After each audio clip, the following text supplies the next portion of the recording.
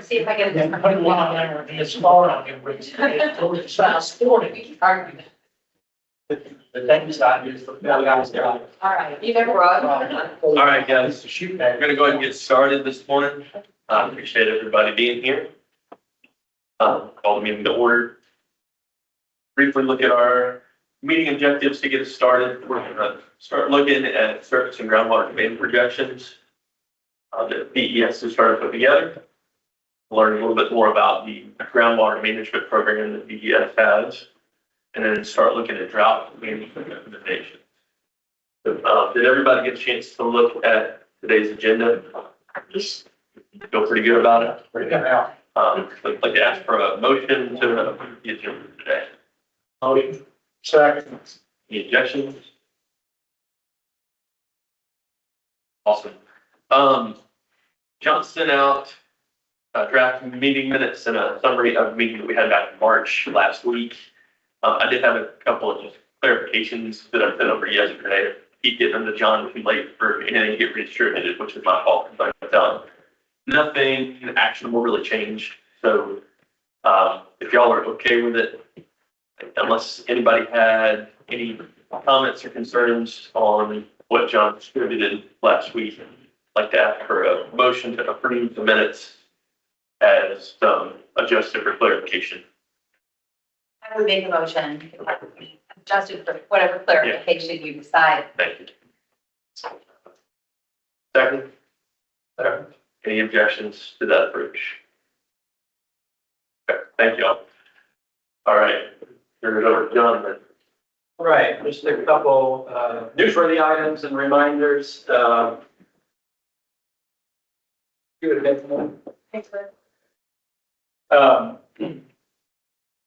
Many of you were able to attend the 3 webinars that we've had since the last meeting. If you weren't able to, you can always go to your Basin's planning website. There's a section for planning meetings, and Alexis has recently added that webinars bar just yesterday, I think. So all 3 of the video recordings from the 3 webinars are now up on this site. And as a reminder, you can always go there to see the recordings from our RDC meetings, the minutes, the summaries, the presentations, everything is up there. Easy to find on DES's website. Another reminder, there's 3 water SC listing sessions if you're interested this week. The first one is tonight at St. Helena Island. The one closest to here, I think, is tomorrow in Florence. And there's going to be one in the upstate in Greenville. Generally, a few RVC members from each council would try to attend some of these. I don't know if you or Alicia are going to try to make one in Florence. It's up to you all, but I just want to let you know they're going to be going on. I don't think they're going to be live streamed. Usually the first half hour is kind of mingling, and DES has a lot of posters, stuff to present the data, and then they open it up to public comment. I think that's all I had for newsworthy items. Anybody else have anything to mention? There was a legislative surface water study committee meeting last week, I believe. And I did not attend. There's a recording that I can send you all a link for if you're interested. Did anybody listen to that? Jason, you weren't there. I did not like the recording, Joe. If you have a link to it, I think. I'll dig up the link. Yeah, I think it's posted on the legislative website. I can find it. Okay. All right, moving on. Public and agency comment. Any members of the public online or agency folks in the room want to make comment? I'll just introduce myself. This is the first meeting I've actually been here in person. My name is Sam Quentin with the South Carolina Department of Agriculture. I'm over all our commodity programs. Also, I try to attend as many of our Basin Council meetings as I can across the state. Try to attend response committee meetings when they're held, and so do lots of other things, but wear several hats in the department. But nice to meet you. Another new face is Samuel Quentin. Melissa. Melissa, you want to introduce yourself? Hi, I'm Melissa Griffin. I'm the Assistant State Climatologist for South Carolina. I'm here on behalf of Hope Mazone, who can't be here today. We're usually online for the meetings, but Jeff may be in person and answer any questions like this through the drought stuff later today. And Megan, who do we have online, RBC? John? John, is the only officer. Okay. Let's move on. Just a quick review of the March meeting. We met at Jeffries Hydro Station. Had a couple of presentations before that. First one was on water demand projection methodologies that Scott gave. It's pop quiz time. Remember, before we get into our quiz, water demand projections are extrapolations of trends. They're based on hypothetical scenarios, and they aim to be informative, not necessarily accurate, but informative. So Scott talked about driver variables for each one of our water use sectors. Which of the in the list below, which are not driver variables that are part of the demand projection methodology? There's two on that list that are not explicitly used as driver variables. You can't answer either. E1. E, that's right. That's one of them. One more. C. Right. C and E. Everything else, economic growth is the driver variable for manufacturing, irrigated acres is for ag, population is for public water supply, electricity production is for energy.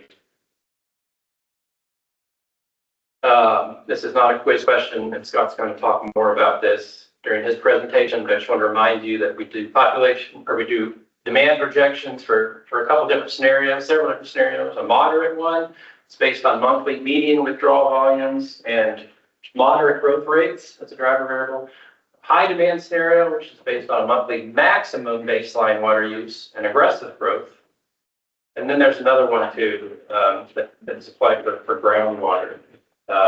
High growth scenario. So it's a combination of monthly median and aggressive growth. All right, Jason, you're not allowed to answer this, but he talked about Charleston water system. He talked a lot about their source waters. How large is the source watershed, the Charleston water systems? 3 different sources.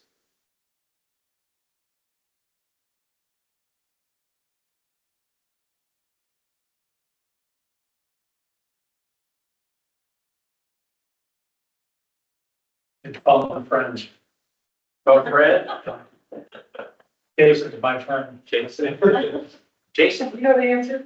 Yeah, I do believe it's D, 2 million acres. Correct. 10 million acres. I mean, it goes all the way up in North Carolina, includes the Saluda, the Broad, Catawba, the Edisto, since they've got their Edisto River intake, so pretty large. Second question on Jason's presentation. What's their primary source of water for those 4? Which part? B, right. Which one of those 4 is not a source of water? D. Correct. Yeah. What's their secondary source of water? C. Right. Yeah, you got it, John. Well, and then Goose Creek, rarely used, but sometimes used, right?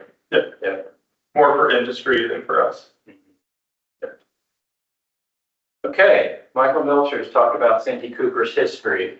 When was the construction of the entire Santee Cooper project started? And when did they start producing power at Jeffries? C. Right. Yeah. What struck me was how quickly it was done in 3 years. They didn't have to permit.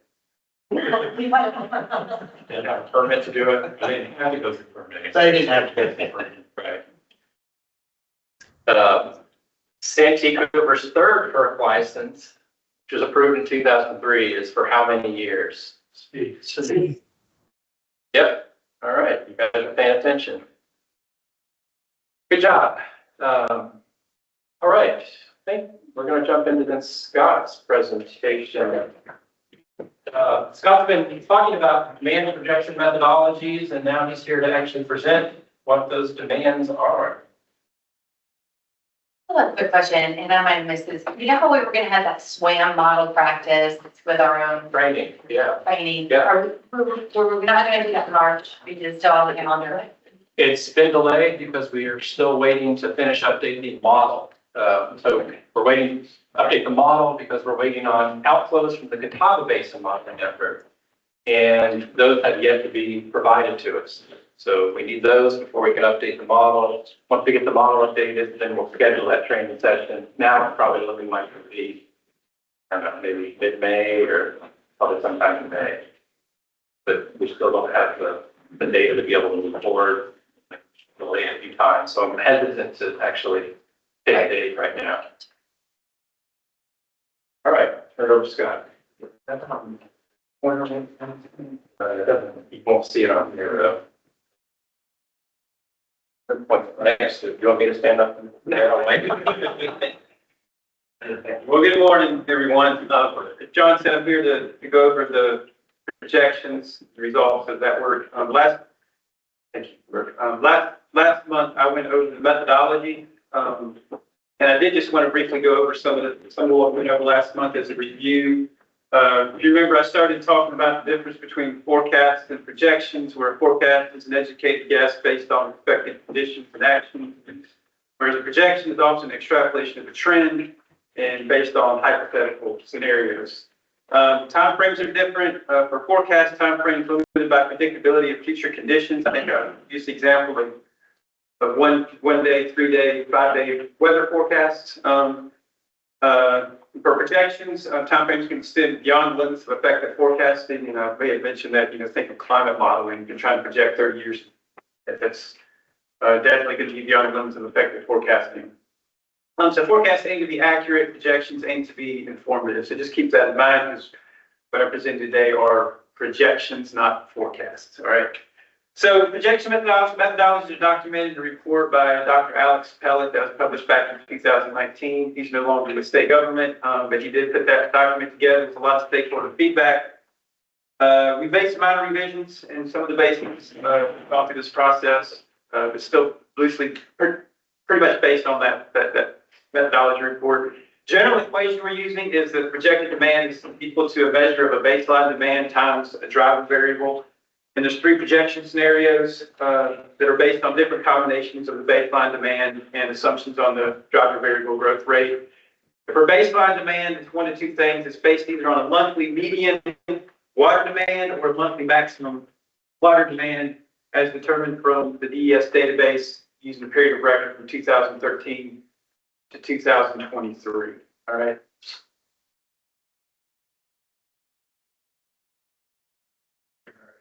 I must get up. Okay. All right. Yes, make sure. Okay. All right. So the driver variables, which we've already had a question on that, for public water supplies, you guess population growth, manufacturing industries, economic growth rates, as provided by the energy information. Energy information. Forgot what the A stands for. Did I recall? Agency, Energy Information Agency. But they provide economic growth rates for various manufacturing sectors on an annual basis. And I think we're using the 2023 growth rates for this. For thermoelectric power, it'd be electricity production, but it's really tied to feedback from power companies on their future plans and what they expect their demand to be and how they can provide that extra demand. And for agriculture, it's irrigated acres is the driver variable. Projection scenarios, sorry for that little typo gap there, the moderate projection is a scenario that uses the baseline demand of the monthly median withdrawal volumes. It's based on a median baseline demand and a moderate growth rate, or what we call business as usual, for the driver variable. And then the high demand uses the monthly maximum withdrawal volumes for baseline demand. That's combined with an aggressive growth rate for the driver variable. And these are the two scenarios that we'll focus primarily on when we do the surface water assessments and the SWAM modeling exercise. But I like to show this high growth projection scenario, which uses a baseline demand of the monthly median, opposed to the maximum. But it does use the aggressive growth rate for the driver variable, just to kind of compare with the other two and show the assumptions you make in this process impact your results in significant ways. So I like to throw that in there for comparison. And then all the assumptions behind the moderate aggressive growth rates, reach driving variable, I presented that last time. We won't go into detail about those today. All right, so before I jump into the results, just did want to go over the water use. Just kind of set the stage a little bit. Just looking at 2023, both surface water and groundwater used in the basin, but primarily surface water. And if you include energy, surface water accounts for 94% of the water use, or 438 mgd. Groundwater is only 6% at 27 mgd. Now, I mentioned this last time that energy uses a lot of, which all a lot of water, but a lot of that water gets returned to the system. And so it's often instructed to remove the withdrawals for power to get a kind of a better picture of what's going on in the other sectors, or even in the source distribution here.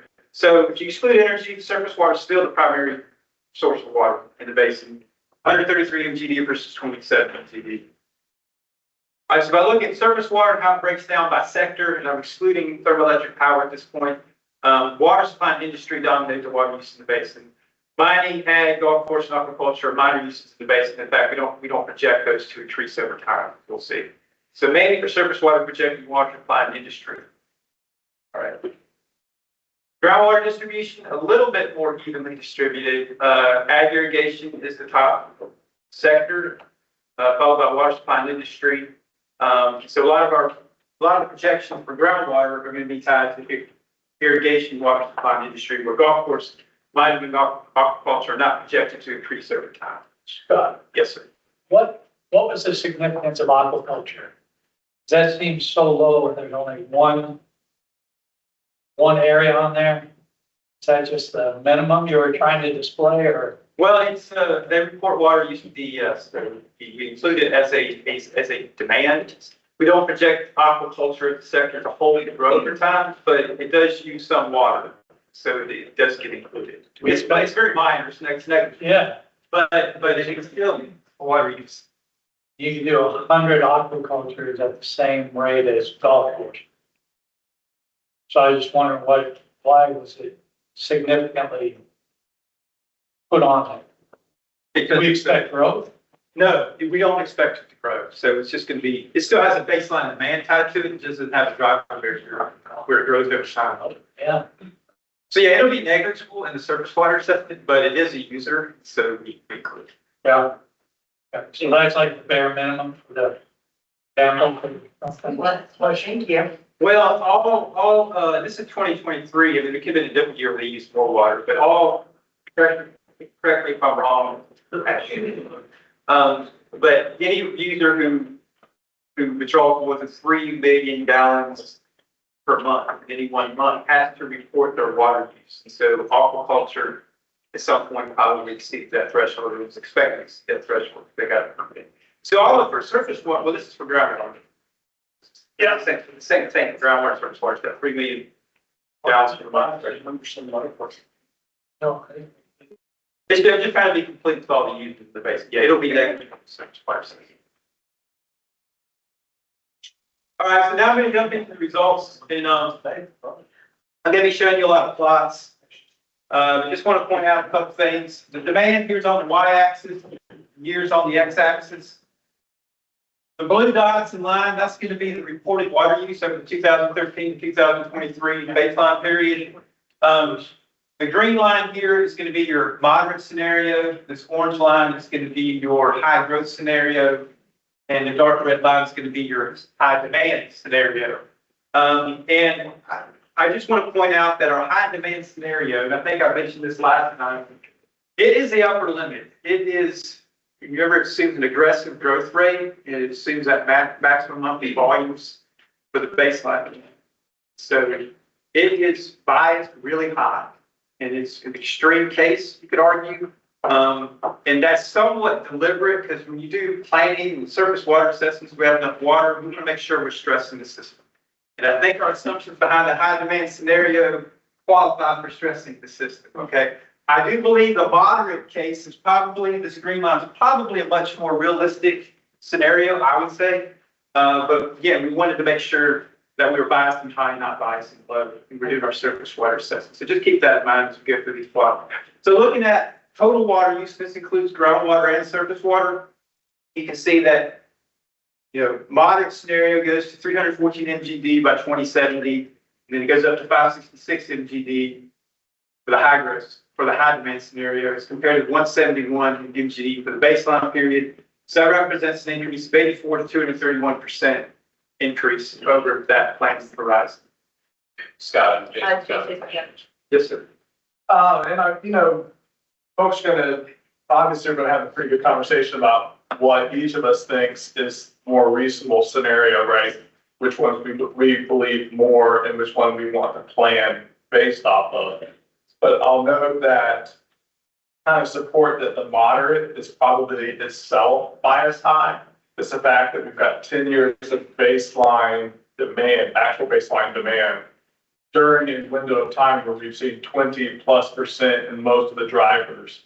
And you have not seen a 20+% increase in the demand over those 10 years. I'm not saying we should hold demand level forever, but it does support that the moderate is probably, in my personal opinion, a more appropriate. Over the next decade, I wouldn't expect that we would see that percentage of growth. Baby boomers are all retiring out, nobody moving. Yeah, I think some people would argue that a lot of the BMPs around low flow toilets and things like that are starting to reach their max gains. And so you could start to see a little bit more of a climb than we've seen in the past 10 years. But I still think the moderate is probably a fairly good demand to use. And even if it is biased high, we do want to find out what even a slightly biased high model would yield to make sure that we're covered, right? Yeah, I've had a number of conversations with utilities and other basin planning process with their council members about the fact that you don't see, if you look at the historical water use, you don't see a lot of trends in some of the sectors, especially water supply. And that's a trend you've seen nationwide. Even cities like Charlotte, there's been a kind of a flat line of water use. But with conversations with these utilities, they seem to think, as Jason brought up, that some of the returns they've gotten on more efficient plumbing fixtures and maybe better, more conservation ethic, those are, you're maximizing what you get out of that. And a lot of expected water demand to start going back up. So that's a conversation I've had. So, yeah.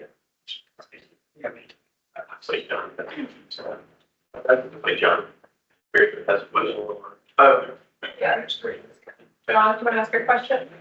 Oh yeah, this is just a small thing, but I noticed I wasn't able. I'm not able to post in the chat, and there were just a couple of small things about aquaculture that I wanted to throw in there rather than that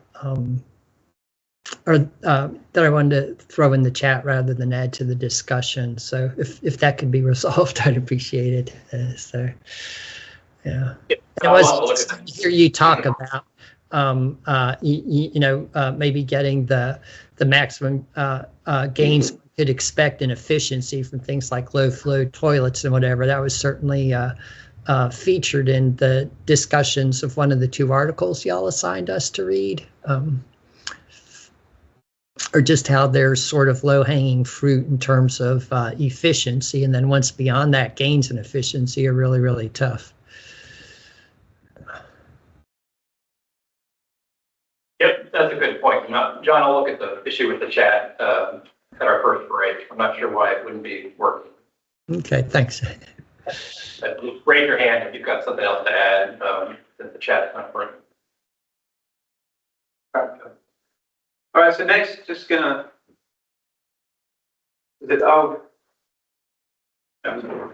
Just type it in the middle. Must have been anybody. Yeah, when they sign in. Okay. All right, so now I'm just looking at surface water demand. Again, baseline demand, there's 146 MGD. Moderate expected growth is 279. For the high demand is 474. Again, large percent increase is based on our assumption that 91% is 225%. Most of that projected uses with the water supply and industrial categories, as I've mentioned previously. And for mining, ag, golf, and aquaculture, we're not predicting growth over the time, but we do have a different in baseline demand, because remember, one's based on median rates and one's based on maximum monthly rates. They don't projectly grow over time in each of those scenarios. All right, groundwater, baseline 25, expected to go from 35, from a range, for a range of 35 to 93 MGD from the moderate to high demand scenario. Most of that projected use is in ag and water supply and industry. And again, golf course mining and aquaculture not projected to grow over time. And you'll notice this big jump here, which is real noticeable on that plot. And that's again because of our assumptions that we're using for that high demand scenario, that monthly maximum over that period of record from 2013 to 2023. And so a lot of that's agriculture irrigation. You can imagine heavily dependent upon rainfall, right? So they can have wide swings in what water they're using from month to month. And that's why you get that big gap there. I'm guessing that spike right there is from 2019. We had the pretty good drought. It is. It is. There are some questions about the some of the reported withdrawal volumes that we're looking into that may be part of that as well. But certainly, we expect 2019 to have higher withdrawals for some of the. All right. So just wanted to look at surface water, look at water supply and industry separately or by themselves. Surface water demands around 79 for water supply, 79 MGD.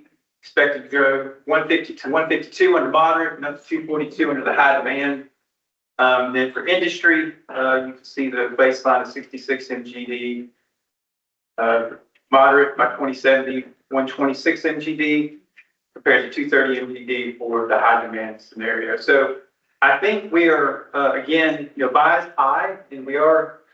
This is self-reported industry we're presenting here. So there's also some industry projections with the water supply because many water suppliers support industry as well, but we don't have a way to break out that industrial use from the actual drinking water. And so this is for self-supply, but we also know some industries accounted for in the water supply as well. So I certainly think we are accounting for industrial growth in our surface water assessment. What's the peak in, I guess that would be 2014?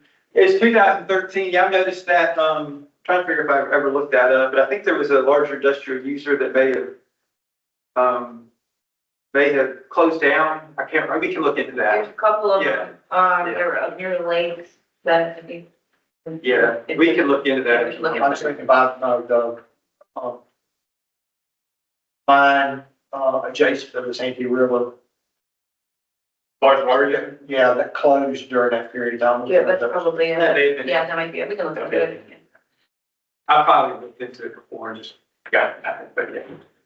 Likely a reporter that a user that's no longer withdrawing water. All right, so groundwater by sector, just showing agricultural, water supply, and industry. Again, for agriculture, you can see that big gap because your baseline assumption of the maximum monthly water demands.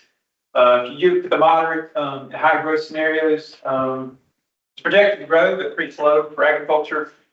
Water supply, 8 MGD, up to 14 MGD for moderate, 24 MGD for the high demand, and then industry going from 4.6 to 5.4 for the moderate, up to 16 MGD for that high demand.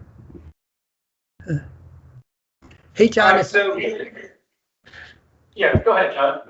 Yeah, okay, now I'm not allowed to raise my hand in on the application either. Okay, but yeah, I just wanted to comment. I mean, one possible reduction for industrial users is I know like the coal-fired plant on the Wateree River, we call it Wateree Station. Now this wouldn't have been in 2013, it would have been earlier, but I think they constructed a cooling tower, which greatly reduced their withdrawals from the Wateree River. So that's one possible source.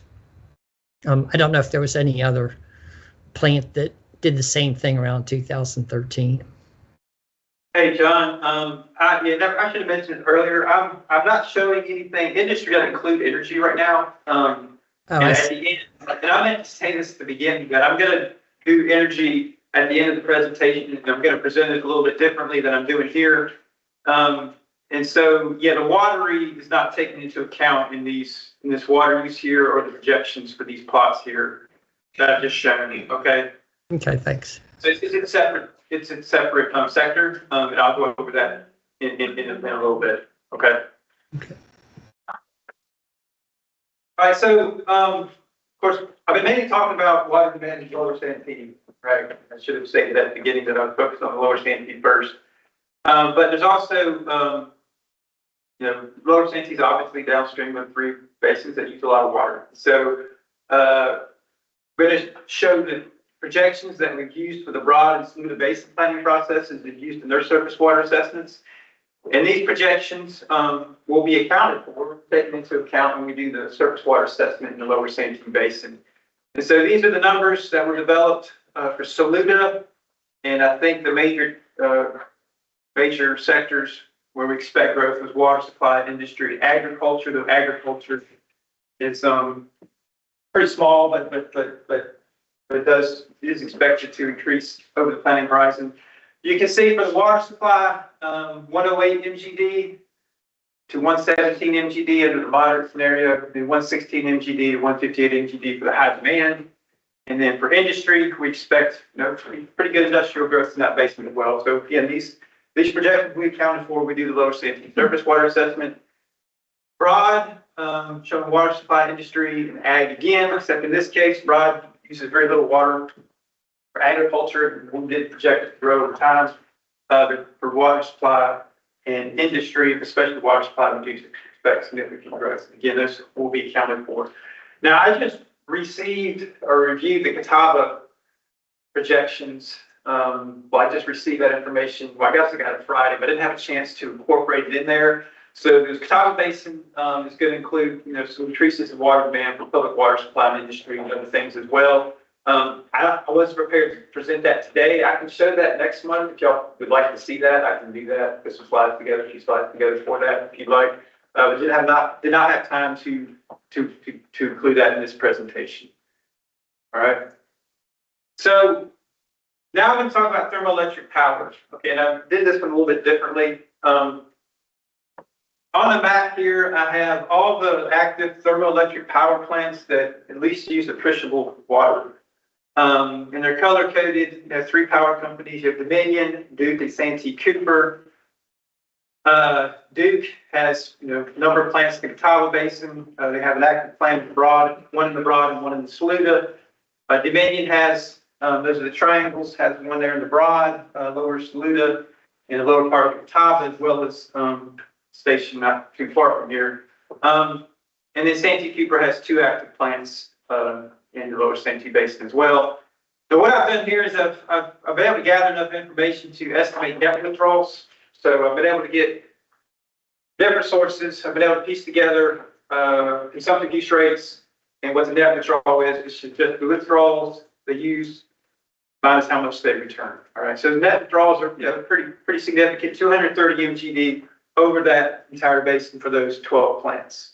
And this is, I think, based on 2022, 2023 water use data. Okay. So that could vary, go up and down a little bit if you have a longer baseline period. So last time I went over some assumptions that I was considering making when I'm talking about projecting thermoelectric, growth in thermoelectric power. So these are some of the assumptions that I brought up. So all power plants slated for decommissioning will be on schedule, and the water withdrawals will be removed from future projections. BC Solar will expand capacity there. Dominion won't be Dominion doing it, but it could be some outside entity doing that. So I decided just to use the consumptive use rates that were listed in the original design plans and documenting the environmental impact statement.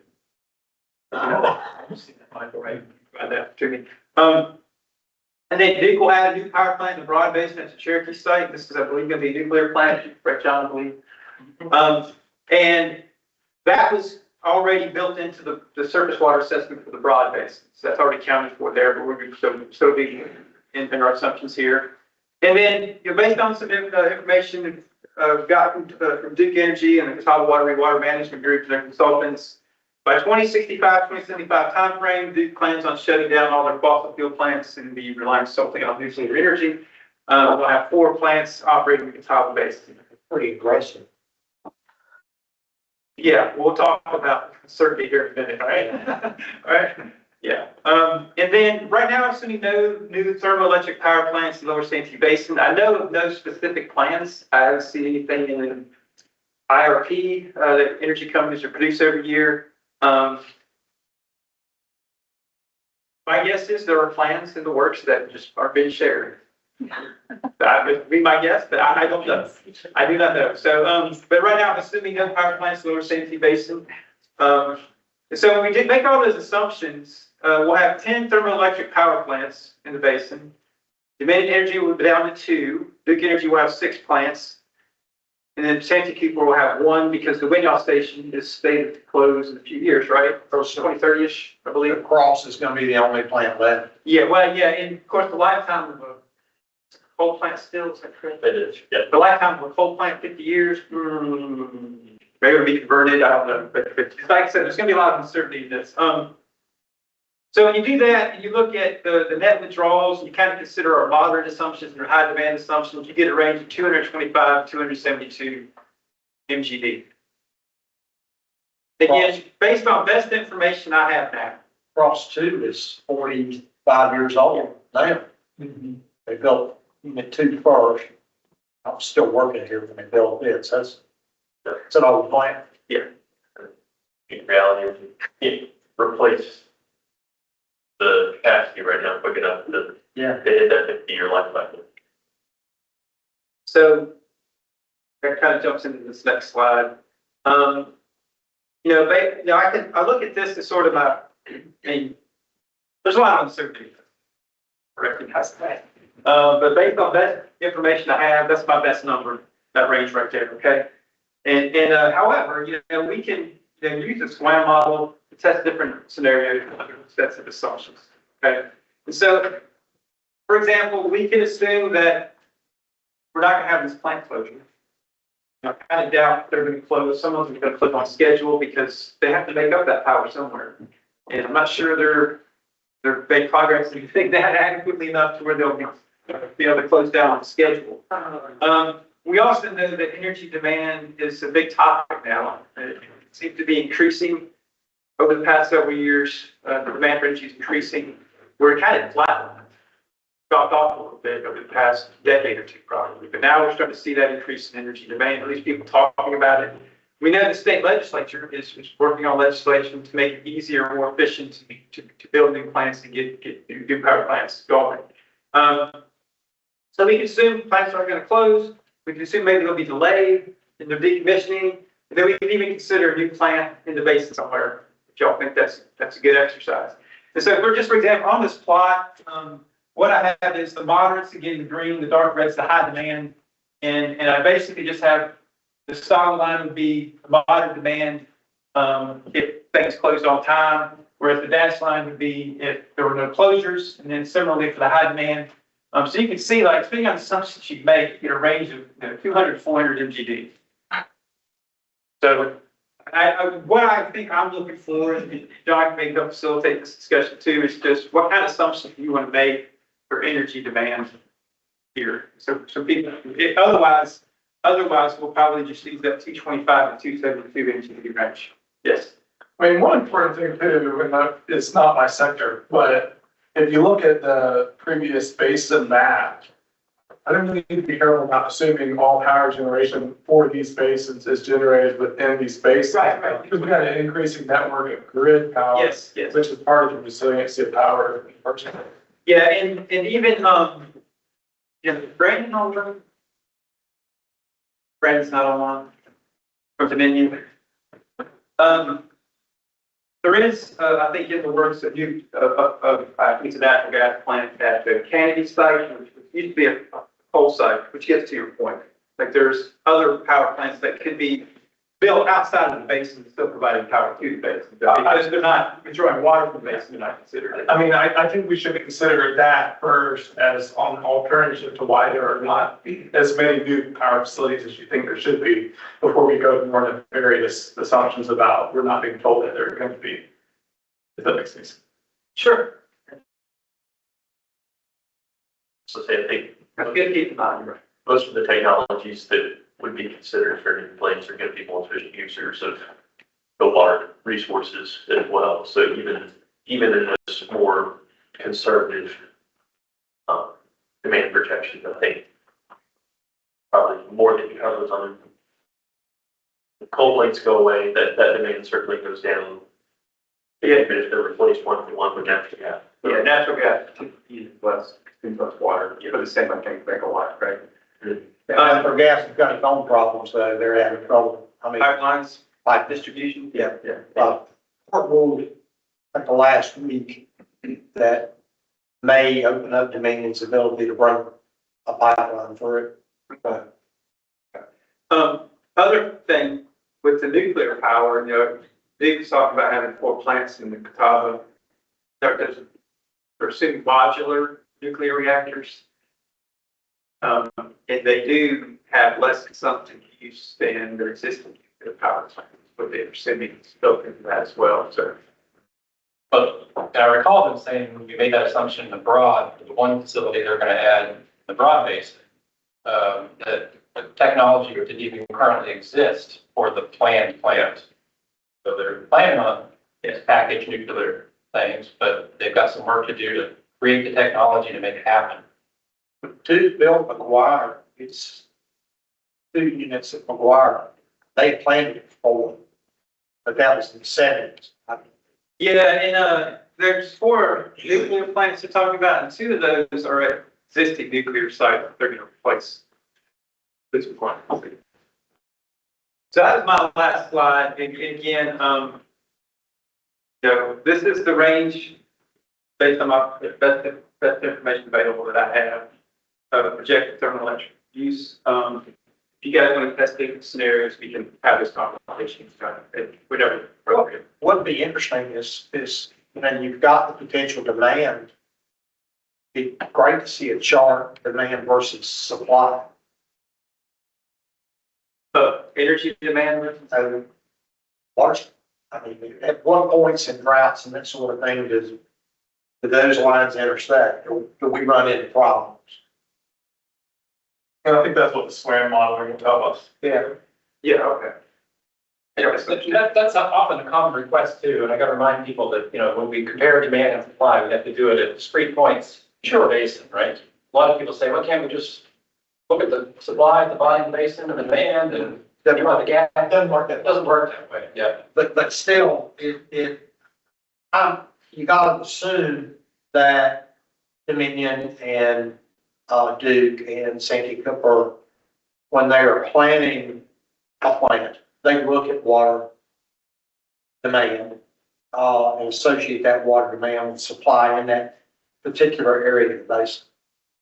Would assume that. Sure, yeah, they would make sure they have enough water to, yeah. I mean, the reason McGuire is it's like Lake Norman. Right. So you've got, Well, all these plants are on big bodies of water. right.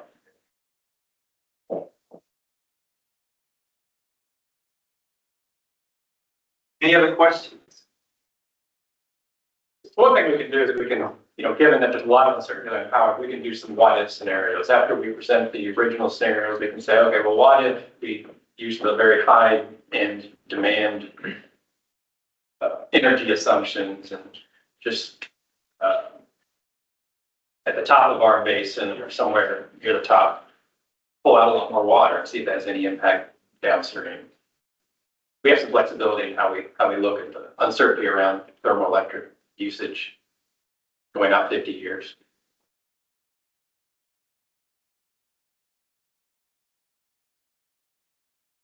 All right. Thank you, Scott. You ready now? Okay. There was one other new face I forgot to mention. Tony Hill with Mount Pleasant is here. Tony's down there in the corner. He's here. He played with Alan and Gwen and couldn't make it today. And Tony, your position at I'm the water ops supervisor at Mount Pleasant. Water Supervisor. Yeah, I'm glad to have you. Okay, our next presenter is Ashley Pritchett from DES. There's more much of that involved. No. It's like,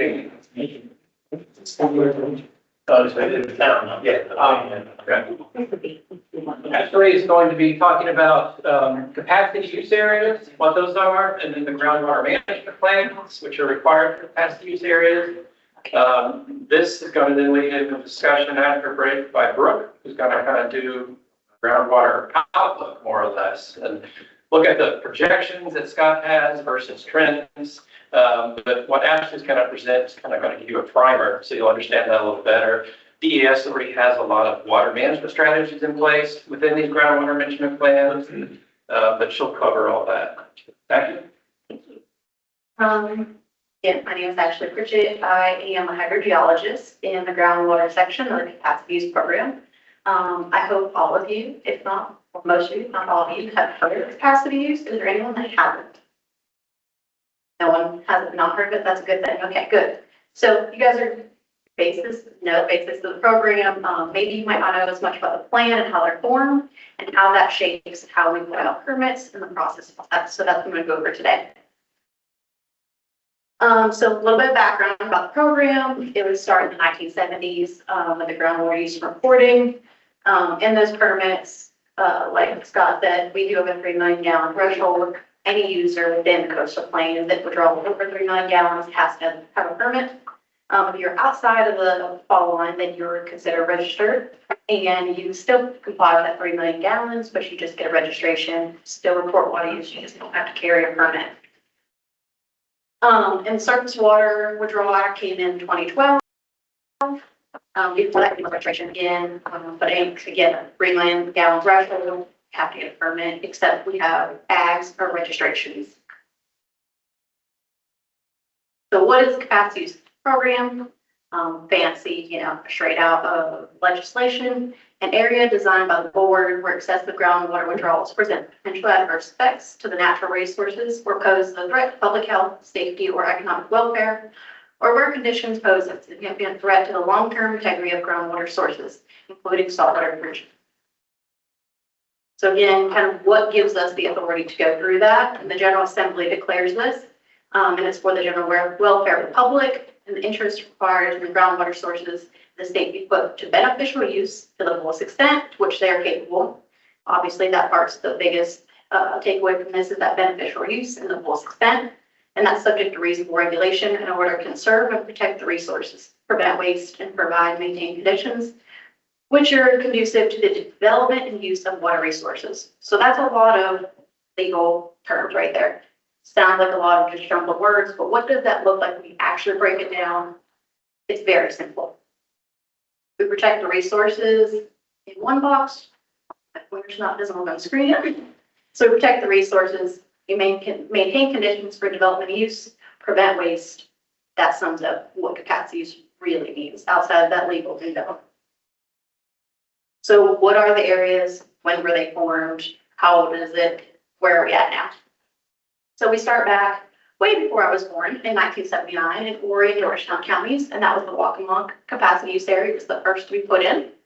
Then we go to the Low Country, established in 81, which is Jasper, Beaufort, and Colleton counties, and Hampton County was added in 2008.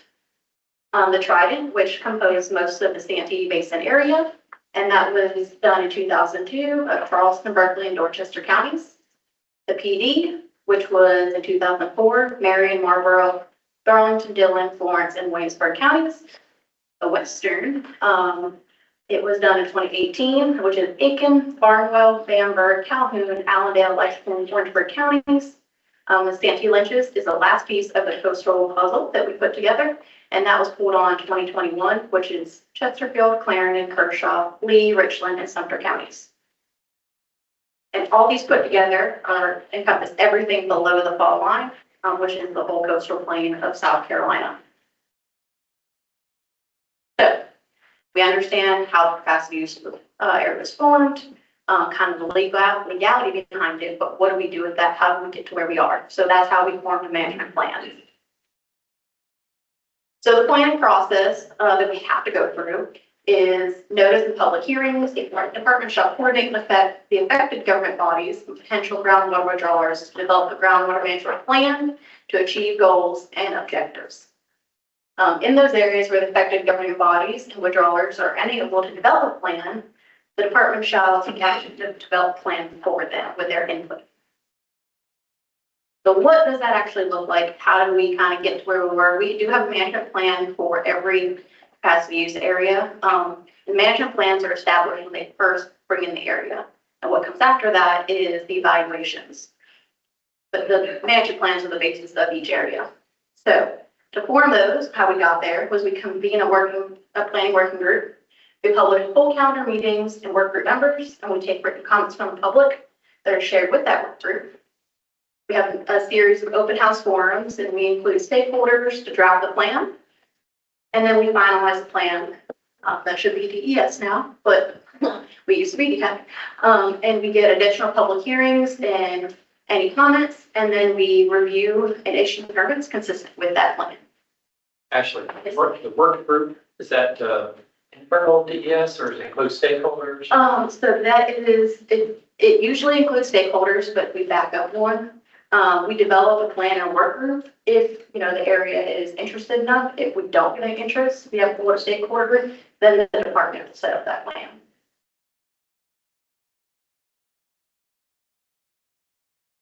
So as I stated, so we build a plan. We have the governing body that tells us we need to have a capacity use area. We build our management plan from that, and that's when it first established. And kind of how we run the rest of the program is based off of the 5-year evaluations. So every 5 years, each capacity use area expires on a different year. So this past year, the western area was permitted. So then 5 years from now, 2029 is when they'll come up for review. Each capacity use area, so we don't have an overwhelming amount. Every single, 5 years, everything expires in order. So each year before it expires, so last year Santee lynches, so we would put out an evaluation in 2023 for 2024 planning, which then drives our permitting decisions. So in that evaluation, we go through, we look at the different aquifer conditions. We look at all the permits in the area. We look at category and where everyone's located. And in these plans, this is the reason why we have DHEC up here is because obviously this was the Trident, which is the most affected by this area we were still DHEC. But you can go online and find this management plan from 2022. And it shows a list of every aquifer by usage, category, type, any kind of way you could want to break it out. And it actually shows every single user in the Trident area and what their permit limit is. Like, permit limits are not top secret. You can find it as public knowledge at any point in time. Yes. So why 5 years? Just curious. I don't know. I'm not gonna give you I believe it's kind of every our management plans that every 5 years is kind of suggested what we would do to evaluate. Yeah. I don't know if legally it's every 5 years. I'd have to look into that to make sure. But I know that every 5 years is very reasonable. So whenever we do permit, we look at the last 5 years of use and it gives a really good reflection of what's went on. We don't have too much time between permitting cycles that we could have serious problems, but we don't have too little of data that we can't evaluate or, have enough to get to that point. Right. The only reason I'm asking because, my buddy's a major groundwater user. It's hard from a planning standpoint, planning a year down in advance when your permit comes every 5 years and there's a chance to be reduced or increased or whatever. And, so we don't want to plan out to, build more wells if there's going to be a chance for it to be reduced on us.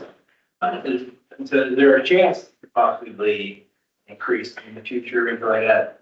Always my back and I would ask the same questions here. It's okay. That's fine. No. Online link said it's in the regulation. Okay. Is in the regulation? There you go.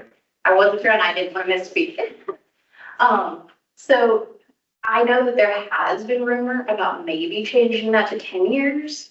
But I'm not, that's not something that I think the department has decided yet, but it wouldn't be unreasonable. But, we definitely don't want too far out that, we're not really capturing that data and able to make decisions before too late. I understand that completely. Just like I said, I get that. From a planning standpoint, it's actually how long it takes to build wells, like an industrial side or water supply side versus the agricultural side. Correct. Yeah, something to think about because it inevitably will come up when you get to legislative and regulatory recommendations, both for ground and surface water. But it's always a tug of war. I mean, even for surface plants, but I'm sure it's the same for groundwater plants. A lot of water utilities fund through capital. Yeah. You know, they're funding capital through bonds. It's like 20, 30, 40 years out. Those issuances are never 5 years. And so, you know, what would happen if you had a bond issuance for major project Right. and your permit was revoked before you were funded, or, I mean, before you Complete the well. realized Yeah. the bonds would be worth nothing. So, it's definitely a balance and a conversation to be had about what is that compromise, the middle ground line between what the various stakeholders would ideally want to have. Right. You know, the best solution to that is good communication of the department before we get to that point. Before it. I know that sounds, you know, like a blanket statement, but I think if, you know, let's say you are projecting to put a new well in, even if it is 5, 10 years down the road, if you start having that conversation early before we get to, okay, we need the permit right now, that's gonna help a lot. I mean, we all know good communication is good, especially with government, but I think that it's not quite pushed enough, that the transparency and openness is there to have those conversations up front and make that early in the planning stage. Right. So, John on one has a question. yes. Oh, hi. Yeah, I still can't raise my hand in Teams. Yeah, I was curious about, you know, when you talk about permitted withdrawers, and I'm just curious what you consider to be a withdrawer, because when I look at groundwater permits, you can have, say, a single farm that has multiple LLCs, you know, with for different wells. And are we mostly concerned just with the capacity of individual wells, or is there really any tracking of a single entity that has multiple wells, and are there any restrictions on that? Okay. Yeah, so what we do is, let's say an existing user sent an application and wants to have a new well. So what we do is, generally, if it's within about a mile distance of an existing well, we put it on the existing permit. So what we consider a groundwater withdrawer is someone that has a single well or a collective of wells that exceed 3 million gallons in any given month. So that means somebody could come in and they could have one well and pool 2.5 million, but the second they come in with that second well, and then add some capacity, now they've broke that 3 million gallons. And we do have users that have different farms, and generally it's a common ownership.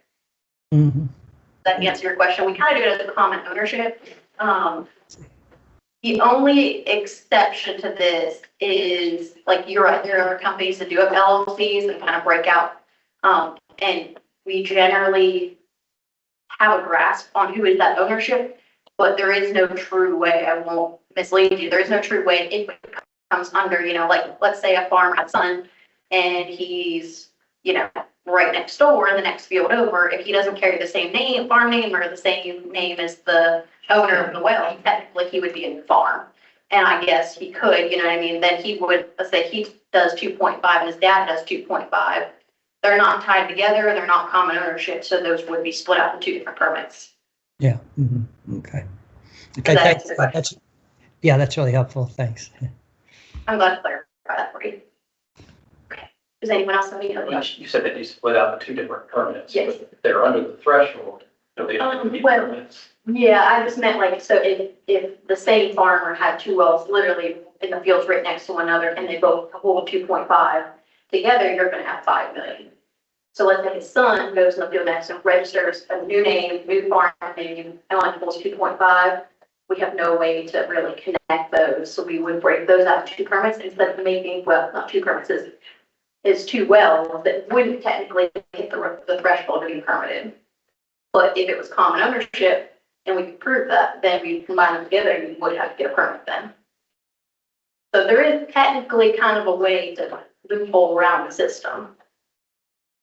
Suggestion that that's happening, that would be concerning, or I don't think so, no. You know, we generally, if someone puts in a well, it's the permit is free. Like, it doesn't cost anything to maintain these groundwater permits. You know, it's very minimal paperwork. I don't think personally that there's people trying to work the system over on it. What would be the purpose Right, like, you know, I mean, it's, you're, especially ag, like, you're not gonna run the permit or run your well unless you actually have to. Electric is super expensive. Like, you're just not gonna waste the resource because it costs too much, especially in ag industry to run. So there's really no purpose to get around because it doesn't cost you any permits. It costs you 5 minutes to do the paperwork, every, 5 years. And I even tell people, if nothing changed, save your paperwork. Sign and date the back page on a new, a new signature and a new date every 5 years, nothing's changed. You can literally photocopy it. So it's not this long drawn out process, that people would have to jump through hoops or pay money to do. So you're right, I don't think there's much to really hide from or try to get around. I don't think it really gains anyone anything else, so. From what Leanne was telling me recently, there are a good number of folks that actually have permits that don't really withdraw the threshold amount, but they still report their data, which is great. They understand that they continue to report even though it's technically they don't need a permit because they're not at the threshold. Right, yeah, we do have a really good handful of users. I don't have that number off the top of my head, but there's a lot of people that probably back, when technology quite wasn't so good, that were the threshold, and now they're not. They're, 2 million, 2.5 million. And they actually, we write them a letter and say, would you like to continue maintaining a permit? Or would you like to move to registration? And most people maintain a permit, or they go to registration, they still report. So there's, people still aren't, even if they have the ability to not report to us, they're still not trying to get around the system. Once you have a permit, never give it up.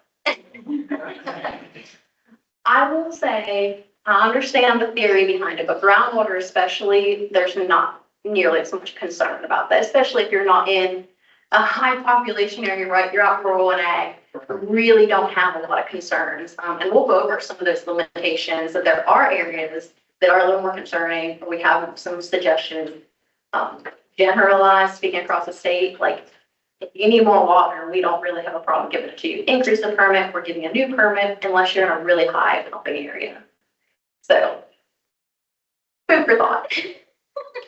But no one wants is a big scary thing. And we see a lot of people have that mentality of like, they just want to hold on to every bit of water that they have.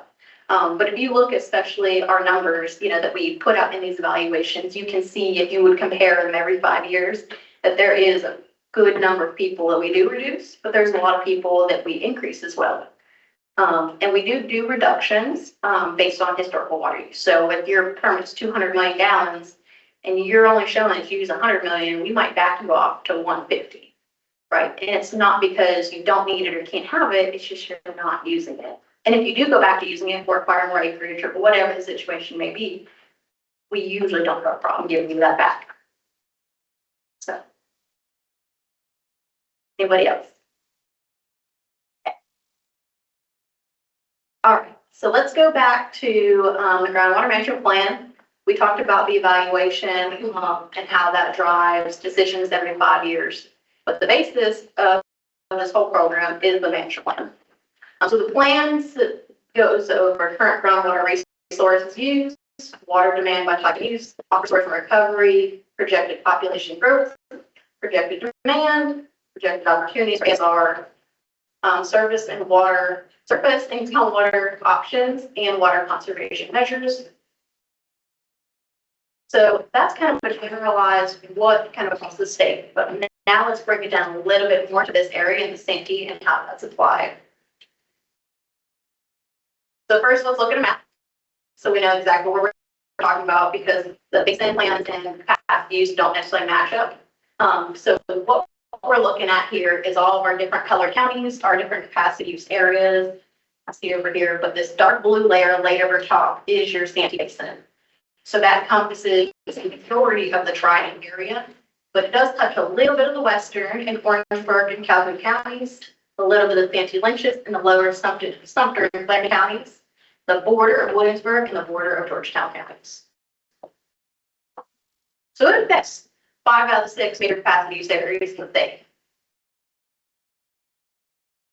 The table of contents generally looks like the same in all the management plans, and that's an executive summary, introduction, definitions, geopolitical structure, regional descriptions, groundwater level trends, current groundwater demands, those demand trends, population growth and water use projections, management strategies, and the plan of work.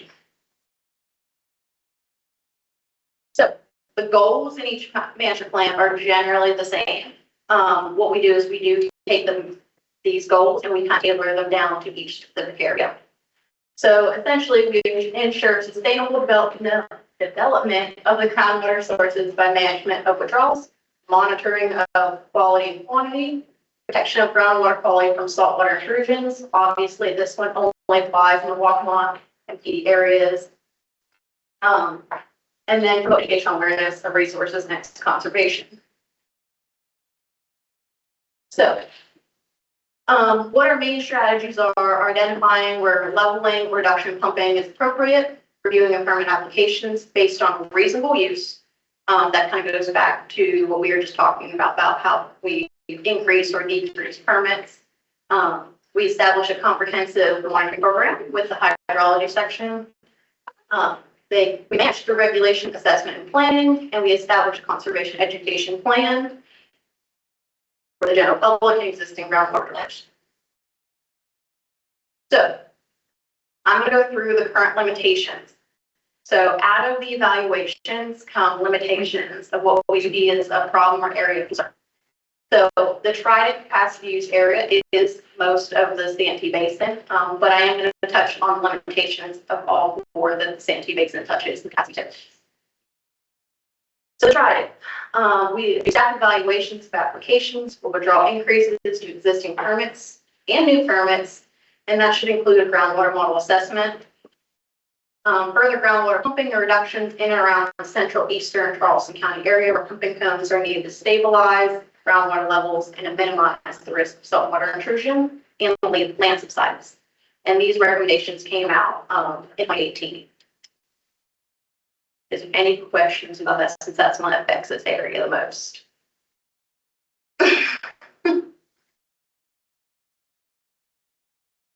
So like I said, I did put together limitations for other capacity use areas in there. I do know in the Waccamaw and PD areas, I don't believe we have any wells that will actually affect, but it could affect any users that do want to come in. So we decided to include these presentation. For the Waccamaw, there are some limitations because we're starting to see issues. There are no increases in groundwater withdrawal rates should be allowed for existing wells in the Crouch and McQueen Ranch in the Waccamaw area until the next 5-year review in 2029. At that time, we'll look at it and decide based on updated water level data if we can lift that limitation. There's also no new wells with increased withdrawal rates for the same reasons. We're going to look at that again in 2029. New permit applications requesting higher withdrawal rates in the Crouch and McQueen Ranch should instead use superficial Charleston aquifers for the Grand Lake, Georgetown, and Horry counties, depending on the intended use. We put these out in 2019. So essentially, we're just saying pretty much any kind of permitting, new increased permitting needs to go through and really look at some of the limitations and problems that we're having, and we would like to put that off until we get more data in 2029. The Western is the second newest capacity use area. We went through one cycle and we just completed that. So the evaluation is pretty new. We've only went through one evaluation so far. So essentially this wraps up into staff evaluation of applications for withdrawal increase to existing permits and new groundwater withdrawal permits in areas of high concentrated pumping. And we're going to look at conducting models to assess whenever there's potential for development of pumping cones. Specifically, this really applies to Crouch McQueen Ranch aquifers in Calhoun and Orangeburg County. We're not saying that there's not wells in Calhoun and Orangeburg counties. We just know there's a really high concentration of wells in this area. Like you can, I don't know if y'all are familiar, you can take a baseball and hit a pivot every 5 feet. Like there's a lot of wells. So it's concerning to us when someone wants to put a new well in, not only for the area to create a pumping cone, but just to have interference with existing wells.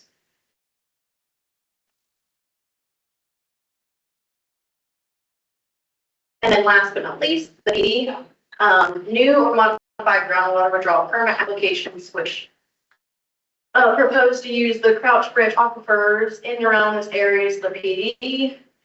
Where the hydrometric surfaces have declined below mean sea level should be diverted to alternative aquifers as appropriate for the proposed use. And this was recommended in 2020. The PD is going to renew this year, so this is something that we have to reevaluate and look at when we're going through this permitting cycle. Anyone have any questions? I know that's really governmental heavy, not as data driven as Brooke and Scott, but we thought it was important to go through kind of the basis of the program, how we got to this point, what drives permitting decisions, and how every 5 years it's updated and decisions are actually made.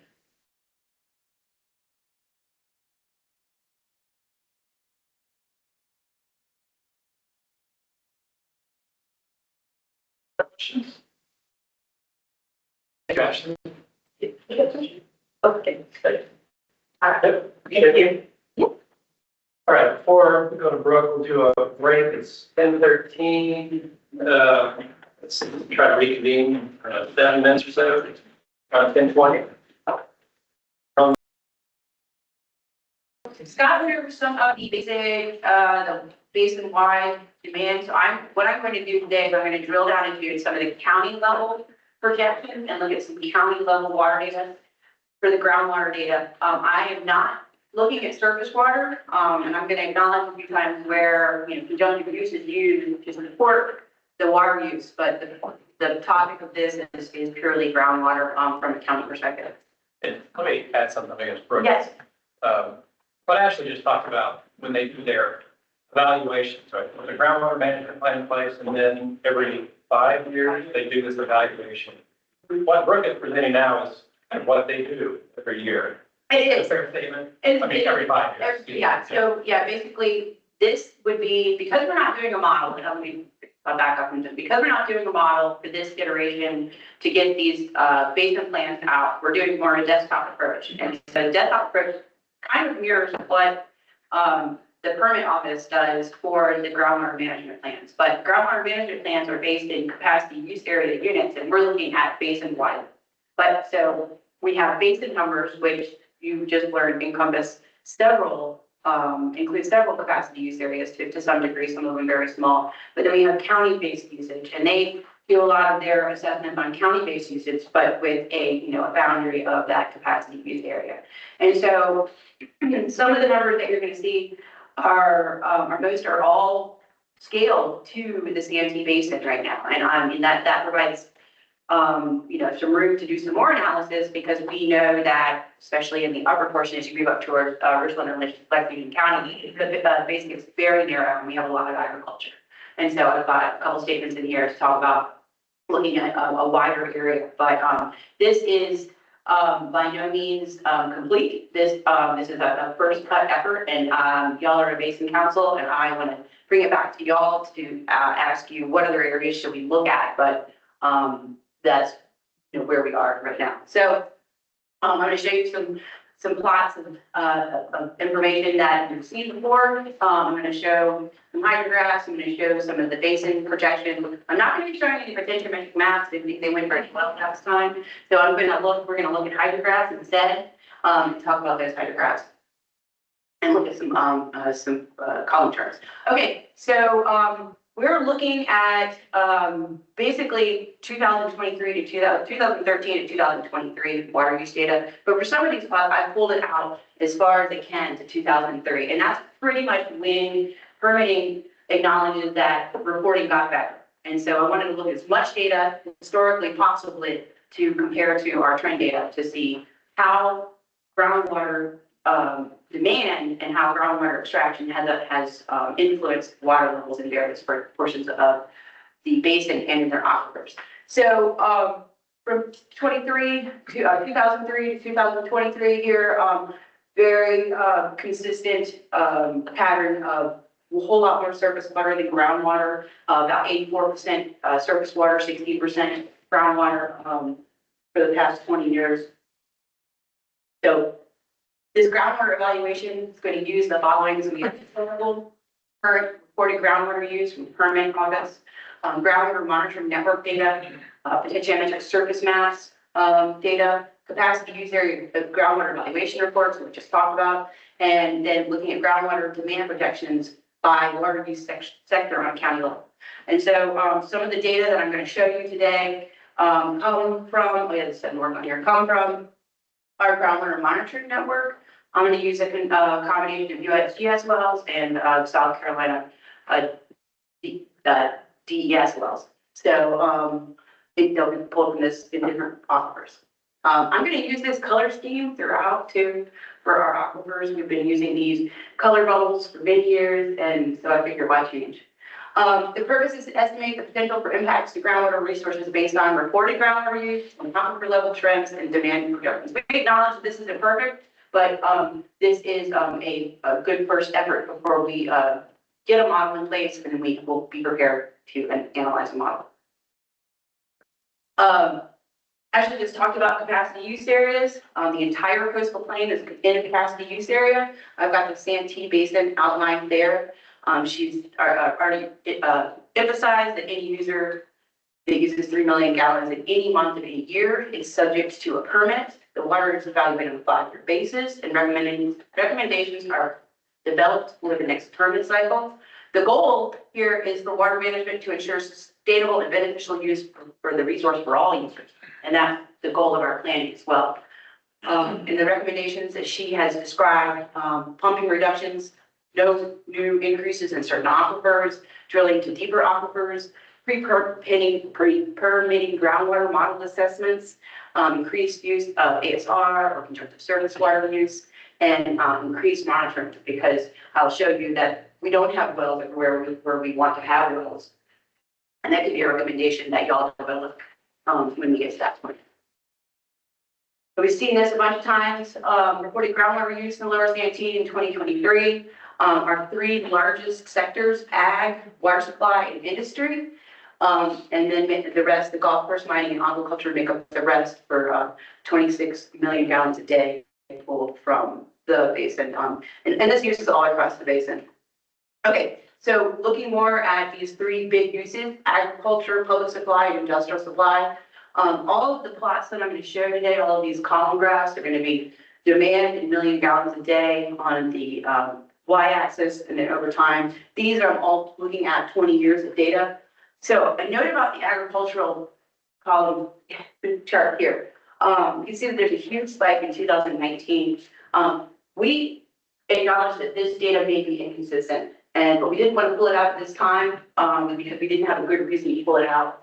There was probably over-reporting during this time, and this is a couple of agricultural users in the Crop Range Aquifer in the middle of the state. I'm not going to name them out by name, but it's probably overinflated. So we will look at it in more detail in the future. So in 2021 was when the Santee Lynch's capacity use area came into play. And so the groundwater management plan was started so that these agricultural users knew that they were soon going to get a capacity use area. So the reporting kicked up then. So there's more reporting that's occurred starting in 2019, but we do acknowledge that this is likely a mistake. Water supply has actually gone down a bit basin-wide. And we talked about that. Could be one, due to more surface water use because Charleston Water System distributes water all over the basin as well as Santee Cooper. Their regional water plan supply, and industrial supply has ramped up a bit for a couple users over time. So these are our 3 biggest, and these are basically what I'm going to focus on for the rest of the presentation. Not point out any names or play names, but I want to show the largest groundwater users in the basin. And why I'm showing this is because I want to show which aquifers are being most heavily used. So we've got over here on the right side of the screen, these are bubble plots showing relative magnitude of water being pulled from different aquifers. So the green and the yellow and Charleston Grambling aquifers. And for the most of this presentation, I'm not going to consider the Grambling aquifer because the Grambling aquifer is not really tapped here in the Santee Basin.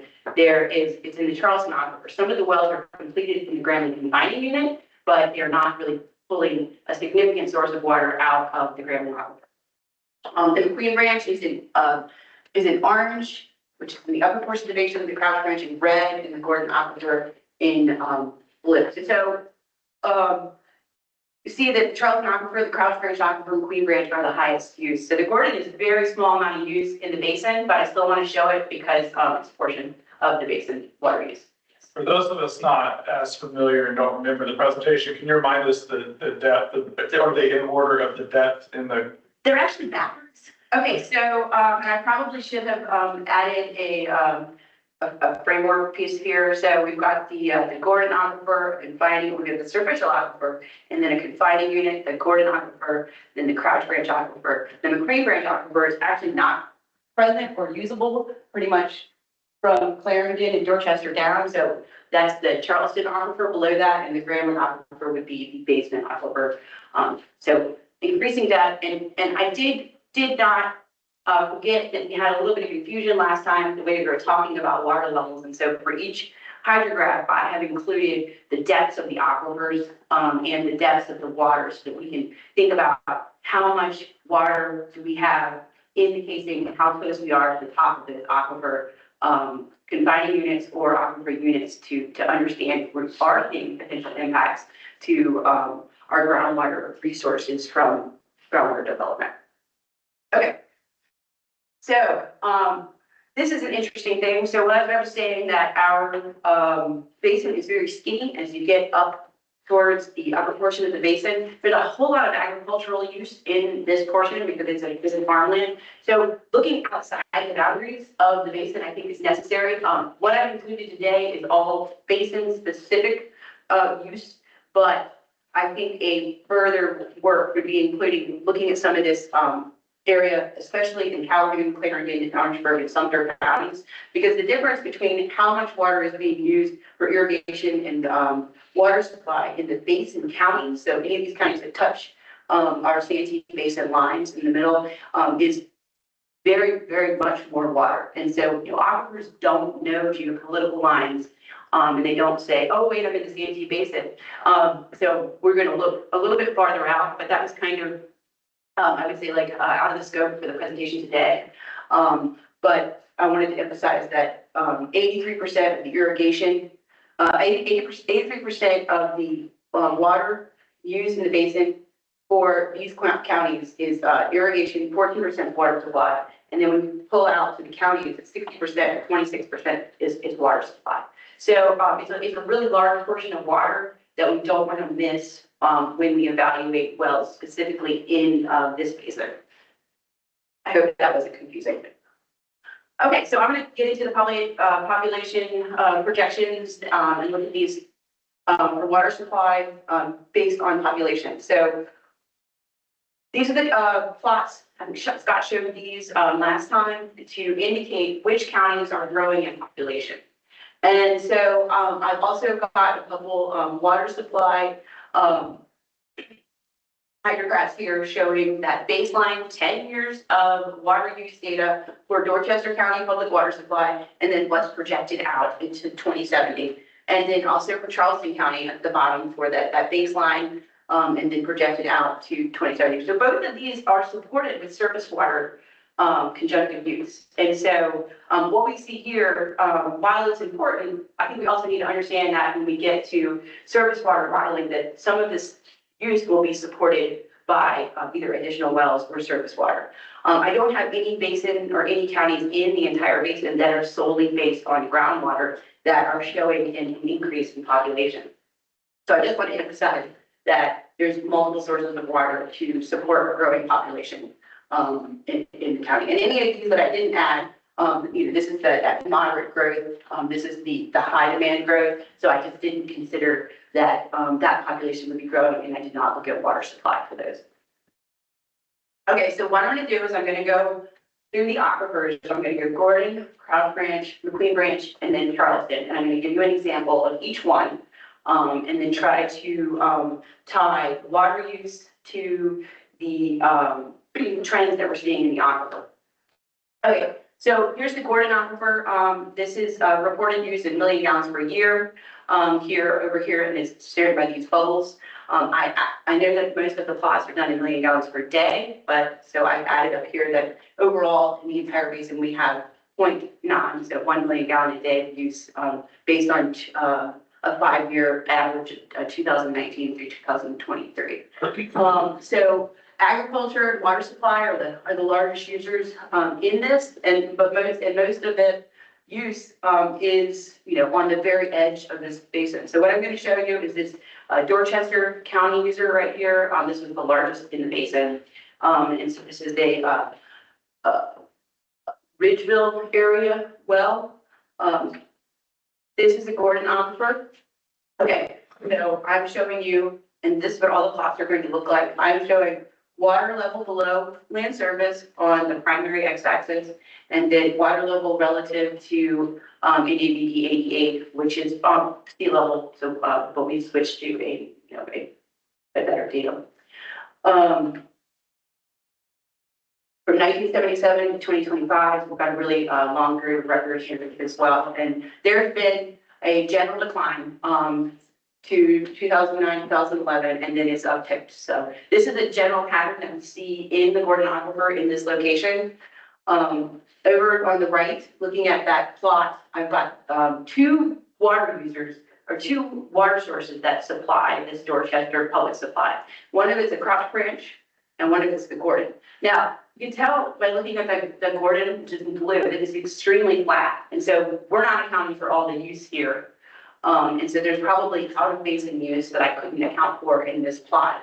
But what I want to emphasize is that while we do see use here, it's leveled out. And this is something that is occurring largely across the entire basin. And so in this location right here, when I showed you the maps last night, we talked about pre-development levels. And so how does it matter how much this water level has dropped? What does that mean in the grand scheme of things of how much water is there? So for each one of these, it's official aquifer, the Middle Florida confining unit, aquifer, the confining unit, the Gordon aquifer. The Gordon aquifer starts at 270 feet. And so we can look over here and our water level is at 38 feet.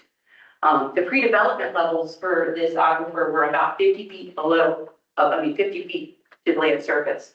And over here on the right side, well, I'm showing that we're only at 7.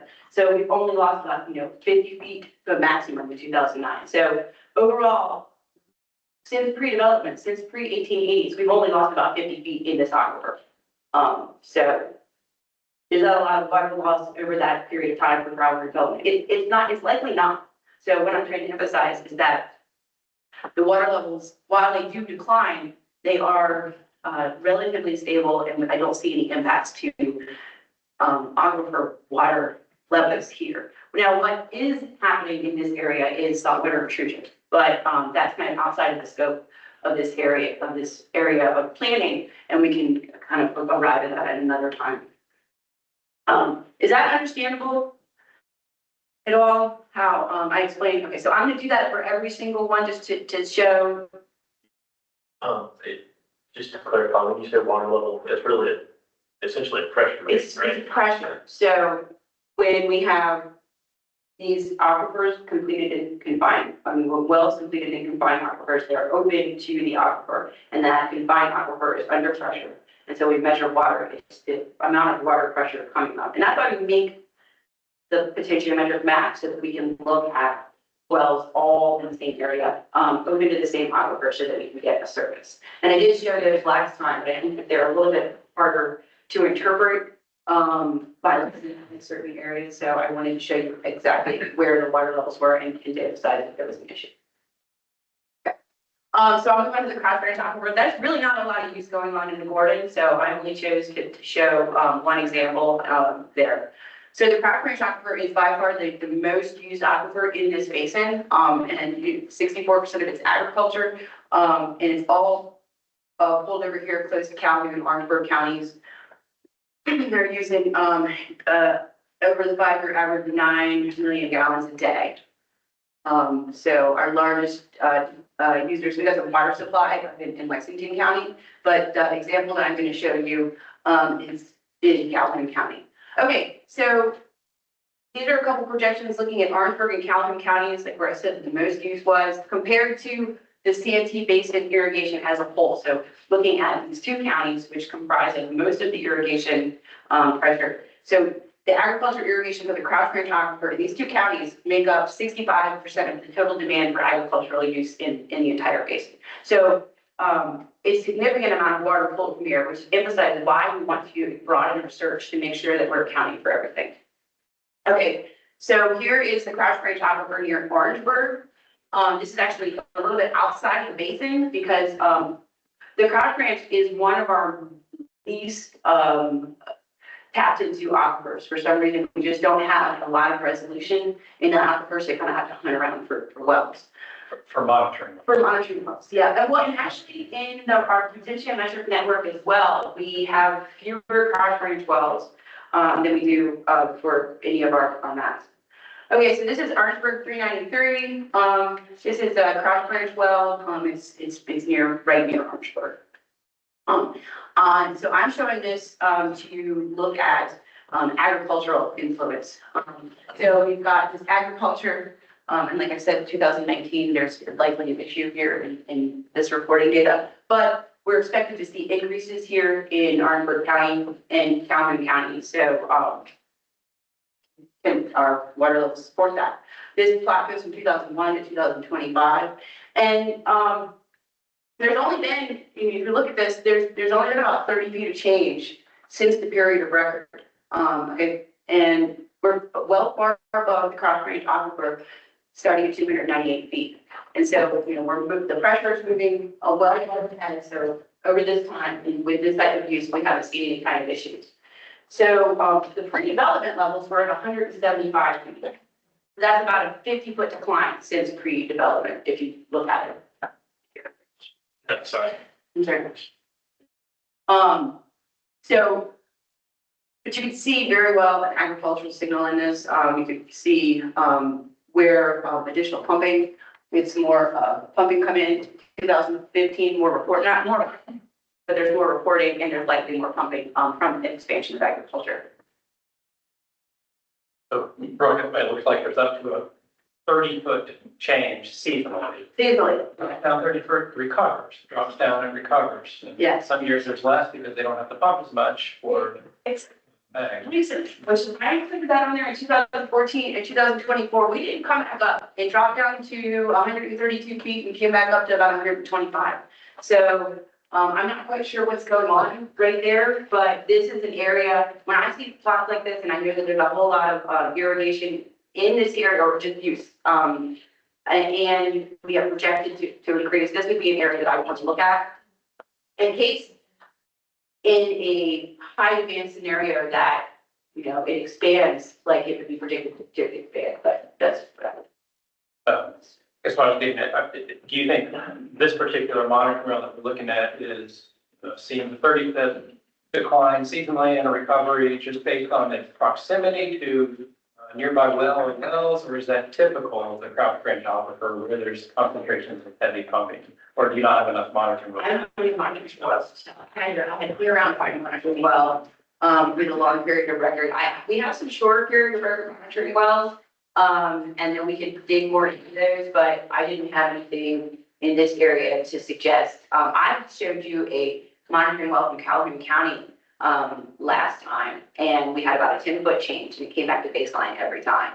And so I would guess that this is closer to some, more intense agricultural pumping. Yes, ma'am.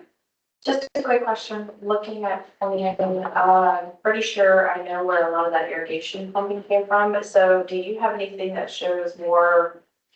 I know you've got it kind of there with the seasonality of the water use. Yeah, we know that the irrigation, if I was to pull out the users that are doing this, we would still have a high spike. But this is a inflated mistake, but I did not have a good rationale for pulling it out at this time. But in 2019, when we had that flash drop, I can show you wells around the state that have had a really steep decline during that flash drop. So, I mean, I have some data. I don't know if it's included in this presentation necessarily, but we're aware that happened. One thing I would say is, if you look how low we are right now in 2025, it is kind of indicative of just how dry it's been several months. Yeah, I think these data are up to about last month. So, the fresh data. Okay, the McLean Branch Aquifer, so the McLean Branch Aquifer is more largely, used on the other side. So, this is also, 65% agriculture, 25% water supply, and more Clarendon and Sumter counties. And then this also, means that we should look farther in Clarendon and Sumter counties, to evaluate, how much use is being there. So, 2.1 million gallons a day on average for the past 5 years. So looking at ag irrigation, so this is just in Clarendon and Sumter counties within the basin boundary.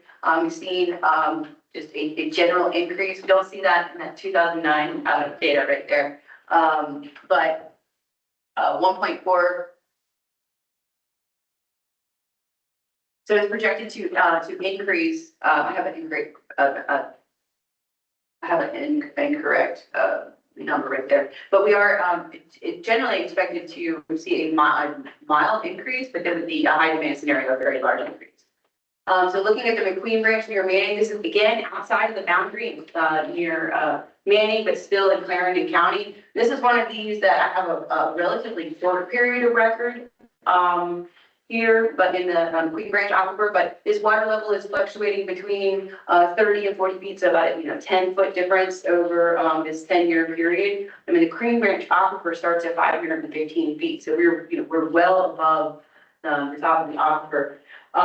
And the pre-development levels were at 125 feet land surface elevation, and we're now we've lost about 25 feet over the period from pre-development. All right, I'll just show another one. I showed this one the other in our last presentation. And this is near Wateree, so a little bit farther up the basin, but also in the McQueen Branch Aquifer, just to show you any different trends. This is from 2015 to 2025. This is closer to the fall line, so you can see this that the a lot more flashiness here in these water levels. Again, pre-development was about 125. And so, we've only seen declines of about 25 feet since pre-development in relation to water levels at this site. And I can't promise that these are the most representative wells that we have. These are just the wells that we have to pick from to illustrate this. Okay, and the Charleston Grambling Aquifer. So like I said, all of this is in the McQueen Branch Aquifer, but down dip. This is our deepest aquifers that we have in the state, and most of this use is concentrated at the coast.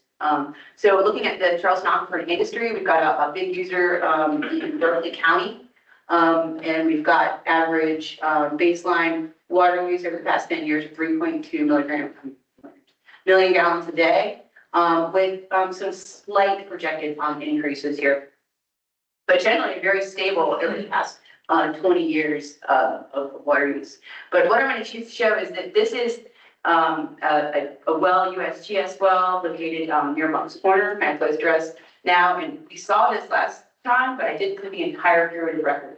And so this is the entire period of record for that well, completed in the Charleston Aquifer, going back to 1989 to the current day right here. So starting at land surface, there's been a decline of about 70 feet in that period of time. And so that is now below sea level, or below that zero contour line. And this is considered part of that cone of depression that it's not part of the cone of depression, but it's part of what's pulling down all of the water levels towards the coast when you get to that area of low pressure that's centered over Mount Pleasant that has been persisting for many years that we've shown on maps. So this is what I would consider, while we're not anywhere near the top of the aquifer, these trends of declining water level are indicative of what's occurring generally in periods with more and more ground development. there was 125 feet of positive pressure pre-development. So we've come down about 127 feet in this aquifer at this location. So a lot of tremendous amount of pressure before these aquifers got tapped. So this is the Charleston County Public Water Supply. This is mostly users at the coast. Looking at the past 20 years, it looks like demand's actually gone down a little bit, and this could get at the efficiency of water use over the past 20 years. And again, this is only half of the picture because this county is also heavily supported by surface water. But we expect some general increases in the public water supply sector within Charleston County. And so I'm going to show Charleston 14. This is a well that's located downtown Charleston, also a USGS well. It has a tidal signal, which is kind of neat. But starting at about, in 1990 at 0, and now we're at negative 53. Our lowest point was in 2003. I don't have that data on that plot there, so I don't know what was going on. It was before the available reported water levels. So Mount Pleasant was growing heavy in the late 90s, early 2000s. there it is. Then we started purchasing water from Charleston and we laid off the wells. We did that because we knew we were drawing the aquifer down. Mount Pleasant kind of got ahead of us to go to Charleston and start full of water. That's why I kind of left off, because as the years gone by, we've tried to maintain the same amount of water we pull from the aquifer, and we've purchased more water from Charleston over the years. Right. I mean, that's a really good case thing, Kenny. That's for, the use of conjunctive use as a supply side water management strategy in areas that, depend on groundwater, and we can add surface water to it to account for growing population, because the Charleston County is a very, very fast growing area, and they're going to need more water. Berkeley County is a large area that's growing. Dorchester County, pretty much anywhere along the coast is growing, and we strategies need to be in place so that there's enough water for all uses. So again, to the top of the Charleston aquifer in this location is 1850. We're not anywhere near the top, but one of the great things that we have seen about this, and it has shown in our potential measured water level maps in recent years, is this like leveling off. And so we have a persistent cone that sits over the top of the Mount Pleasant area in southern Berkeley County near the Nucor steel plant. And it is a very large cone that's kind of spread up into portions of Berkeley County and up the Charleston coast towards the north. But it really has kind of got a base level, and while it kind of broadens out, it doesn't seem to get any deeper. And that's something different that we're kind of seeing in Georgetown. Before you get up, I just, Yes. something, just for clarification, when you mentioned the Charleston aquifer, the top of it at this location is 1850. Mhm. That's relative to mean sea level? Yes, Okay. yes, yes. It's really negative 1850. That was a really good catch. Yeah. Okay. And you know what? I pulled these straight from our hydro framework, and they don't have negative signs because they left that thing at the top. Okay. Thank you for catching that. Yeah, that's negative 18. They used to be artesian. And so at this site, 125 feet, positive pressure shooting in the air, and seen about 150 foot decline over time here. So, but still, it's still, a lot of water in these aquifers. And then when you move outside the cone towards you move to the coast on Sullivan's Island Farms, there are still some wells that do have positive pressure. If you open them up, I remember the first time I ever went out and measured it as well, and they opened it and I shot into the air, and I was just like, So I'm still not understanding the burps, because I've seen the burps at 471. How is it just Down, flatline. You see kind of some recovery from all the other wells in the area. I'm not sure. I mean, it has flatlined in a way since 2007. And, we did have an industrial user that was coming in and they were going to use a lot of water, but then they ended up tying into the Berkeley and Santee Cooper, the Maguro permits. So I can't explain why we have declines like this, because there's not a lot of users. It could just be that the pressure from the down dip users are just causing that gradient to move down towards the coast, and so we're seeing that. But I mean, at least it's not pulling down. So if you said that Mount Pleasant really started to do some, water management in Charleston area starting in 2019, then that would explain why the slope of the line has changed, even though it's still seeing decline. It's natural for aquifer levels to decline, maybe like up to 1 foot a year. Just from, water use that's not harming the aquifer, but, I just find that trend line weird because like they kind of off by itself up there. It's not it is. close to any other wells, but and you see all the other ones, even though they are going gradually down, they still recover a little bit in the off seasons and they go down. That one right there just looks like straight down. It does, yeah. I've been watching this well for years and I've always been kind of, interested that it just Yeah. it continues to decline. I guess one question, and maybe it's naive. Yeah. I understand groundwater, so no. But, I mean, the timeline, kind of like we've been alluding to, doesn't jive with some of the new industry. Mhm. So, I mean, is it possible there was upstream, like inland withdrawals from the Charleston aquifer that helped contribute to this decrease at the Berkeley 431?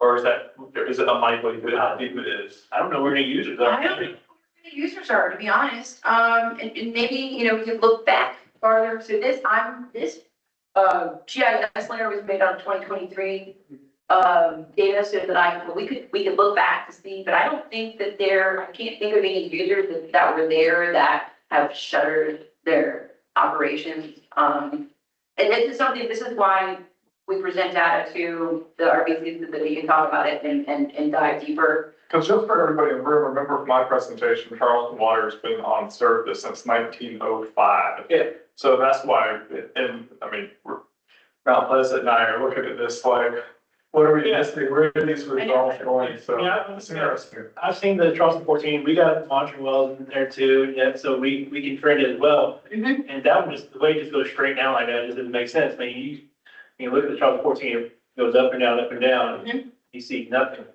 Even if you zoom in, if you get down to the nitty gritty, it's still just going like flat down.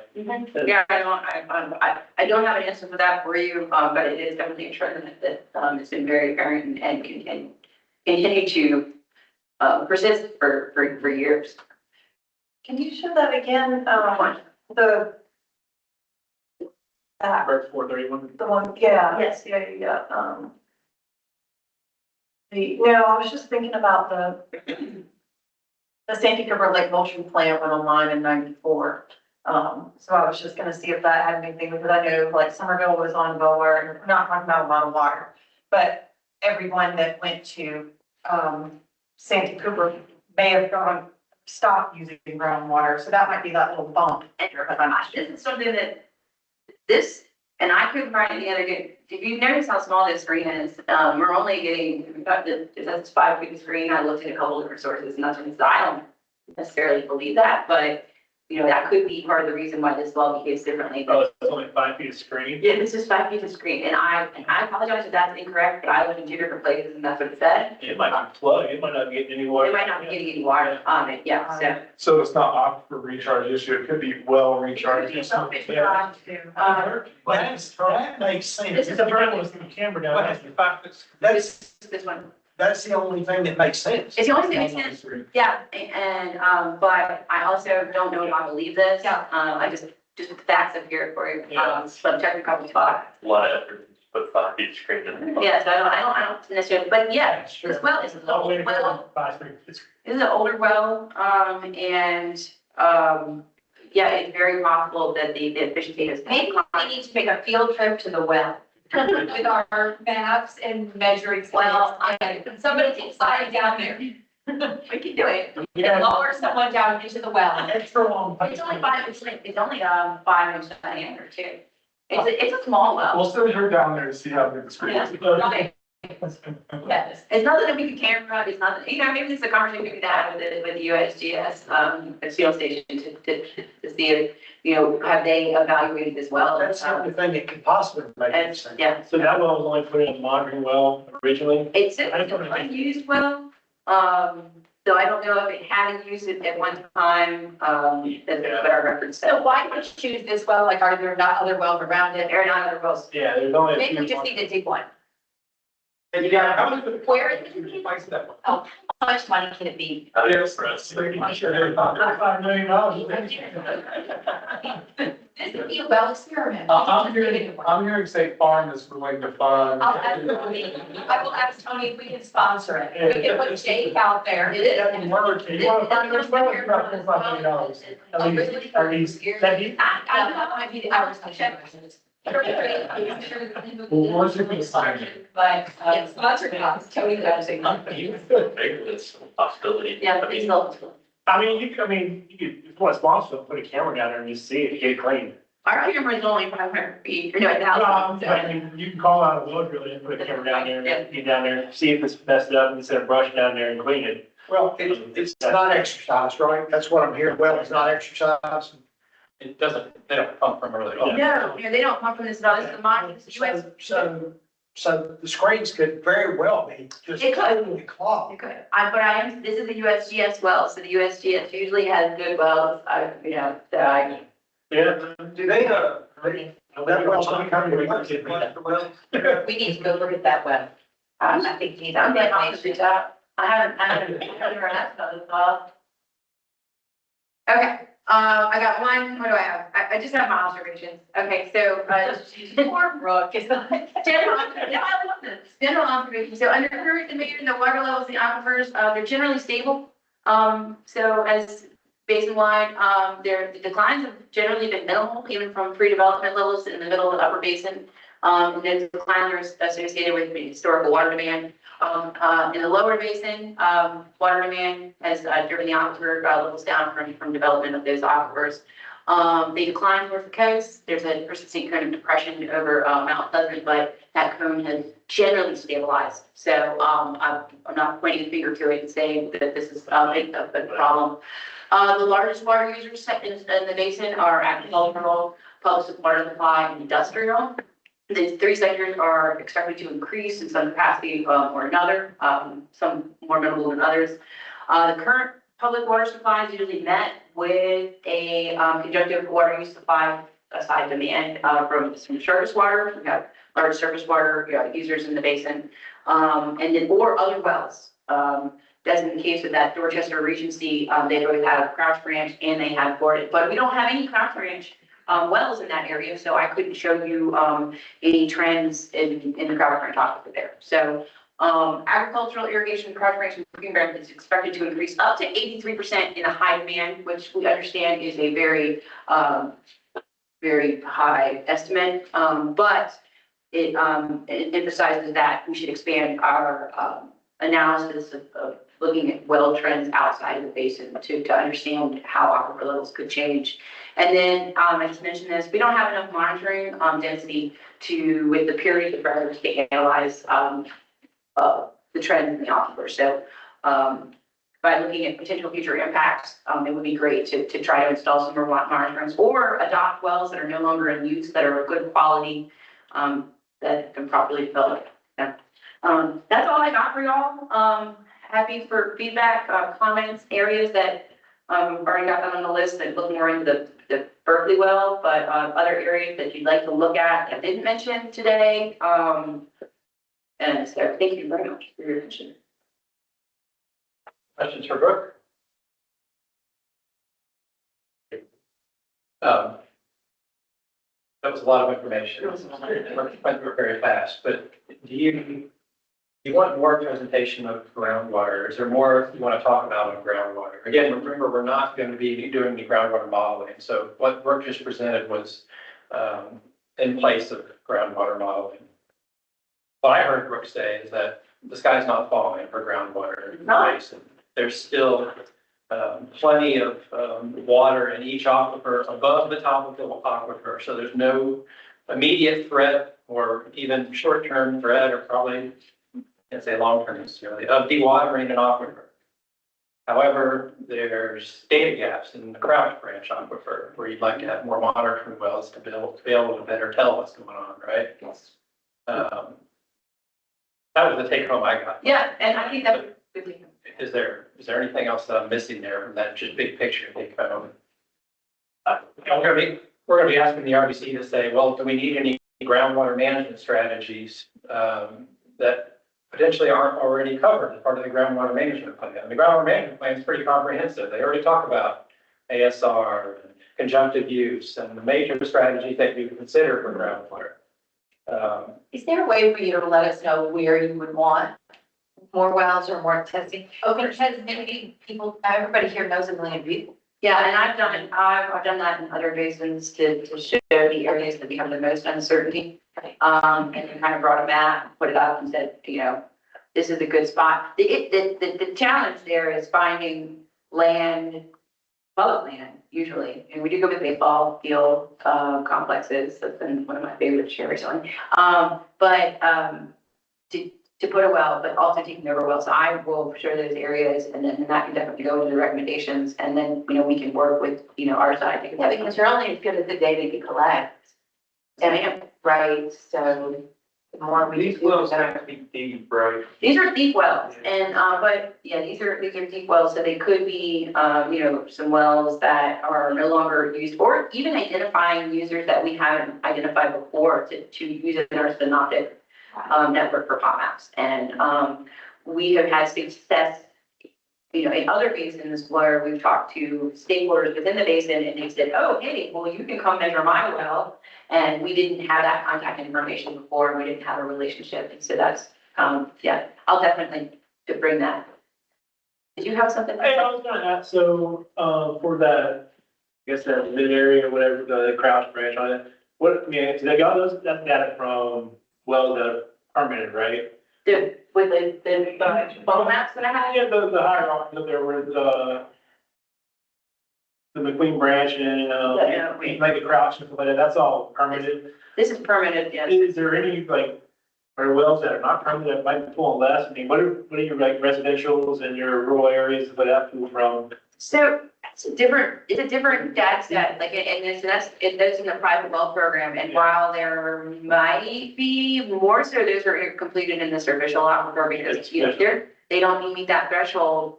And we don't have an accounting for domestic use or lawn irrigation. I think it's supposedly a drop in the bucket.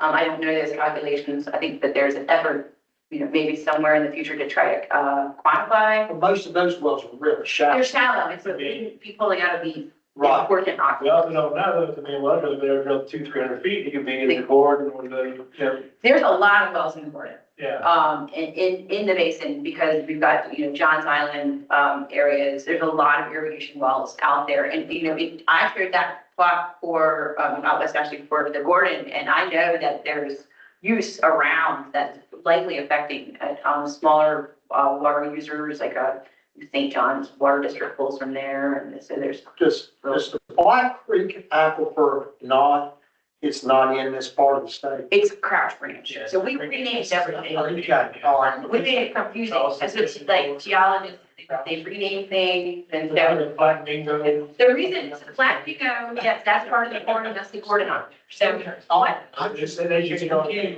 back in 2010, Joe Gilisi and, I don't know Blackie's last first name, but they, went through and renamed all the aquifers. The idea was to take it out of the formation and put it into its own unit, because you had several aquifers. And to confuse people.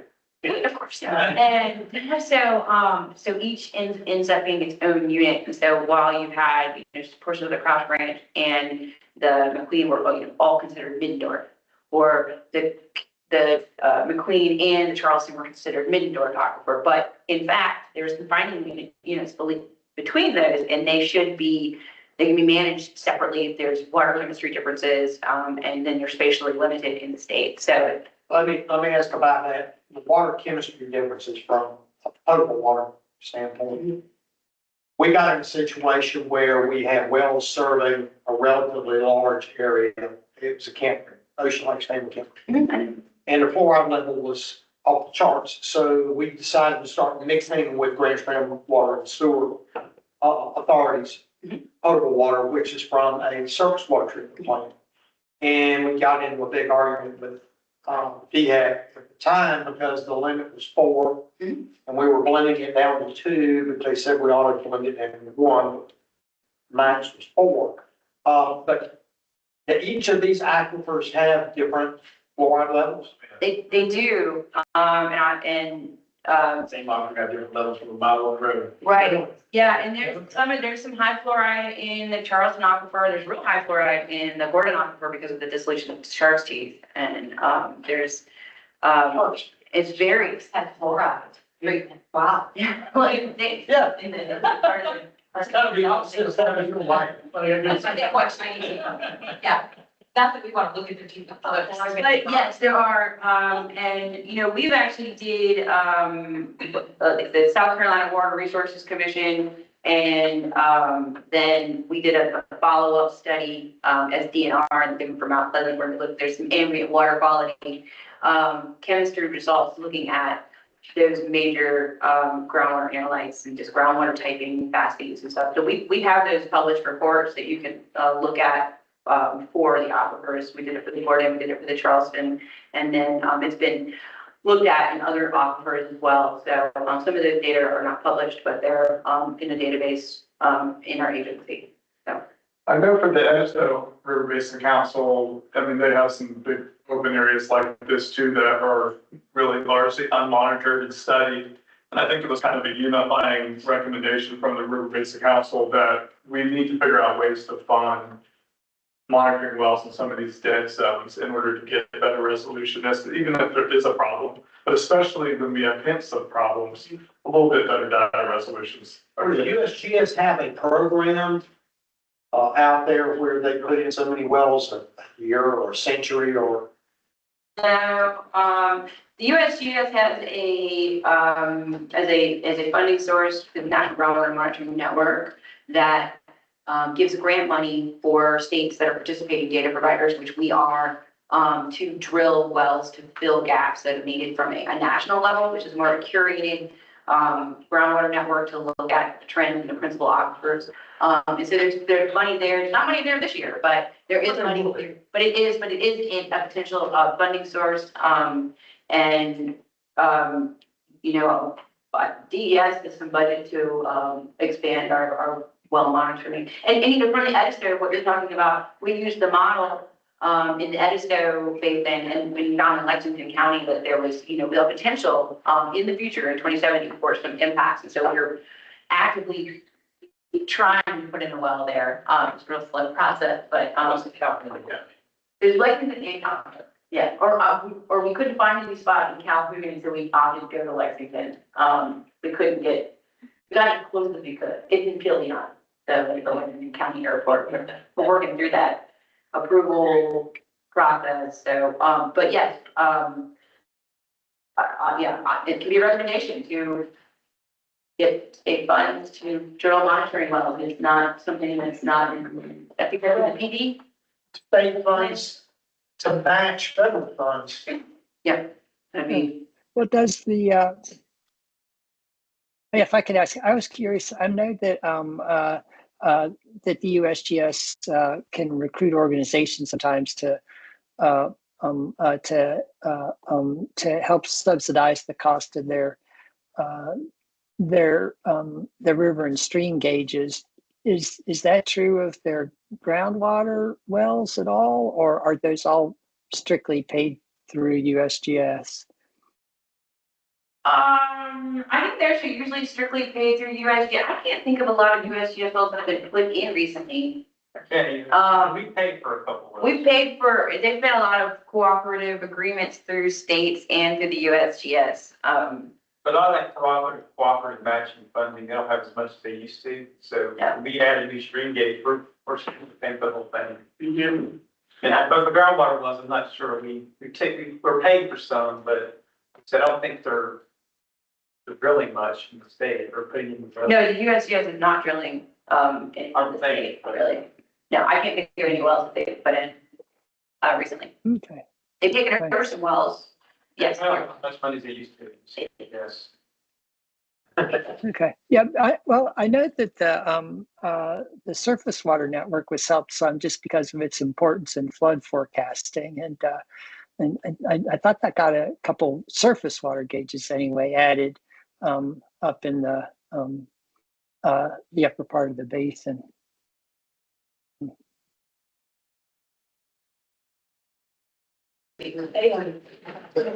All right. Last discussion topic today is on drought. For the other River Basin councils, we've had more meetings to do the planning over 2 years. We've left this discussion more towards the end of the planning period, kind of rearrange things this time around. So we're getting a little ahead of ourselves, but we can still, I think we can still make some decisions on drought response and have a fruitful discussion. Before I get into what the planning framework asks the RBC to do with regard to developing drought recommendations, I wanted to talk briefly about some articles that I circulated just yesterday. I should have sent these out earlier. Wasn't expecting you to read them today or by today, but I want to encourage you to try to at least scan them. One of them is called Drought in Urban Systems, Learning Lessons for Climate Adaptive Capacity. The other one's more specific to lessons learned from earlier droughts in the 2000s, 2002, 2007 in the Southeast. That's a much shorter article. If anybody wants a hard copy, I've got five hard copies up here. Anybody like a hard copy? Sure. Otherwise, check your emails for what I sent yesterday. I wanted to talk a little bit about the longer article because it has some good information in it that helps cue up the discussion we're going to have around drought and drought response, and what primarily water suppliers could be doing. And so we're going to talk about this one, drought and urban water systems, learning lessons for climate adaptive capacity. So just an overall kind of synopsis of what they did.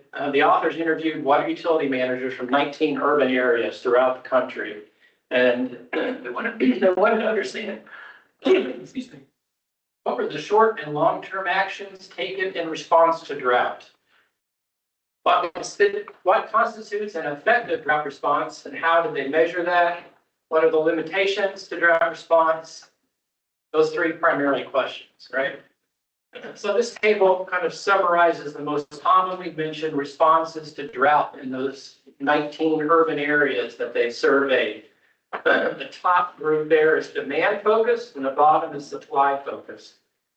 So under the demand focused categories, commonly they heard that mandatory outdoor water use restrictions, for example, were one demand side strategy that they employed as a response to drought to lower demand and extend your supply. Makes sense, right? So mandatory outdoor water use restrictions, voluntary use restrictions, rate adjustments, so disincentivizing heavy water use was one option, public education, and then policy instrument columns, and there's things like setting watering schedules, like odd even days, enforcement coupled with education and outreach, rebate fixtures, fixture giveaways, tiered water rates, drought surcharges, drought triggers, drought plans. We're all going to be talking about these things later, but those were the common things that they mentioned on the demand side. Supply side, new reservoirs, new connections, new long-term wholesale contracts with other sources, diversifying your water source. Jason talked about that for Charleston, how important it is. New ways of reusing wastewater. Mount Pleasant's looked into ways to reuse water. So again, those are the common things that they heard in response to drought from these utilities, and those are things we'd expect to hear. All of those things, I think, are somewhat practiced in this state. What constitutes an effective drought response? How is this measured? One thing they heard was that they measured through how much are we reducing per capita water use. So say they get into a drought phase, moderate drought. Then they look and see, okay, are the actions that we've implemented, like lawn watering restriction, they're going to odd even day use, is that causing a reduction in per capita overall water use? That's a common way to measure it. The ability to avoid mandatory restrictions. So they ask for voluntary restrictions. If they get those, great. If they can avoid mandatory restrictions, then that's effective. How supportive the public was in implementing response strategies, and the ability to discontinue policies that limit use. To finally get any positive response to communication efforts. That's how they measured it. What are the lessons learned and the limitations to drought response? So they found that voluntary measures and community education initiatives were vastly preferred compared to mandatory restrictions. One utilities that are represented in this room, do you all agree? Generally, you haven't had to go to mandatory restrictions. So I don't know, we got a lot of experience there. I mean, I haven't experienced that in 25 years, so. right. But, you know, it makes sense that it would be, I mean, and I think typically you start with that. You start with the voluntary and say, okay, if we can't get there, then we're gonna have to go with something more extreme. So there definitely are examples in the southeast, and I can think of Georgia and North Carolina where they've had to go to mandatory restrictions. Well, I think Atlanta had. Had to, there's been some small utilities in North Carolina that have been close to being, out of water within days and had to take some significant actions to find new supplies or do an emergency interconnection.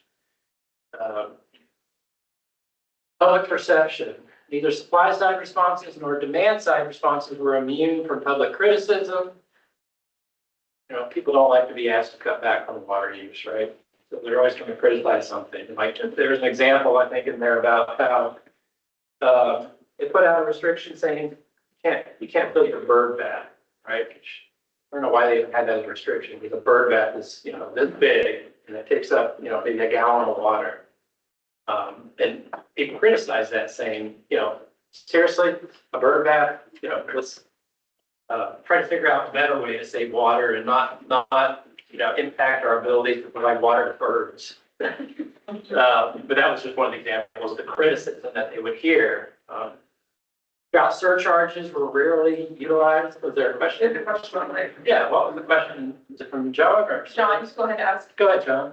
Oh, yeah, it was interesting to read about the mandatory restrictions and, just how often they can have the opposite effect. I think this, trying to limit watering to every other day, and that actually increased watering.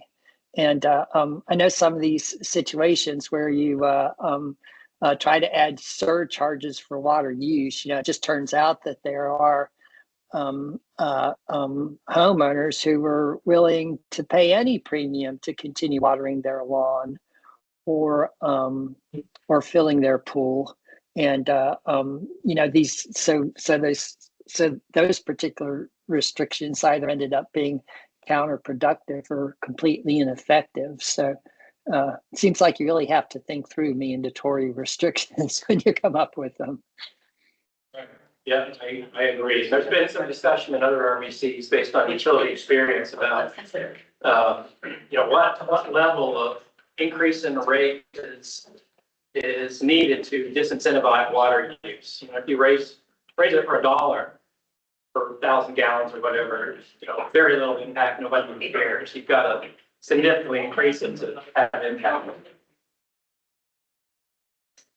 I like this one. They had a lesson learned that they found that being part of a regional plan provided a sense of solidarity. Basically, everybody's in it together. So they realized when utilities and other stakeholders get together and consolidate around a plan, that seemed to be more effective. I hope that rings true in this case. Other lessons learned. Permanent reductions in demand allowed for a cushion between water supply and demand that could allow for banking water. But then they also said it made it difficult to achieve additional reductions in highly urban, low outdoor use contexts. They liked the fact that they were able to, over time, implement demand reductions and gave them that cushion. But then when things really got tough, there wasn't much more they could do. They couldn't turn the knob anymore. They'd already implemented low flow fixtures, low toilets, a lot of other things that brought demand down significantly. Most utilities are not yet weighing the trade-offs that may be present in dealing with drought risk in the near term, climate change in the long term. Utilities, what do you think about that? You think that's true in the state? I think most anything with most in it's probably an exaggeration. But utilities have been around for, in most cases, decades or centuries and don't plan on going anywhere for decades or centuries. So I think there's not a utility that's not mindful to prior drought, current drought, and the potential for future drought or tropical storms and other things. We have emergency plans, we drill around them, we've had to respond to real emergency plans. And I know as far as Charleston Water, and I think part of the reason why we have 3 sources is because we've experienced real drought in the past and we completely expect real drought in the future. And the real need to be able to move water around accordingly. And 2, we have the drought plan, which I think I already talked about a little bit last time, which includes first voluntary, but if needed, mandatory restrictions. And so I think it's just important that every utility has that ability built into their policy and their contracts, just in case they're needed. But you definitely don't want to be implementing those things every year for every flash drought, or you'll completely lose credibility. And people will not, you want to communicate with your customers in a way which is credible, and that way believable. And when you need them to do something, I do believe that our customers would, for the most part, respond when needed to voluntary restrictions. You're always going to get some naysayers, but it is a trust relationship, and it takes a really good communication team. And maybe I'm a little naive and optimistic, but I believe better in the case of our tri-county area. I agree with him. I think too, one part of the education, people don't think about fire flow. They don't think about it until they need it. And if you add that into the education process, look, if the drought is that bad, if we get to the point where we can't produce the water, our house should burn.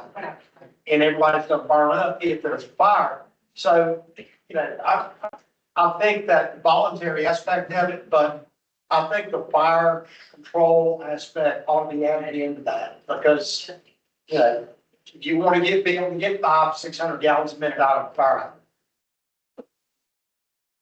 hydrant. That's a really good thing.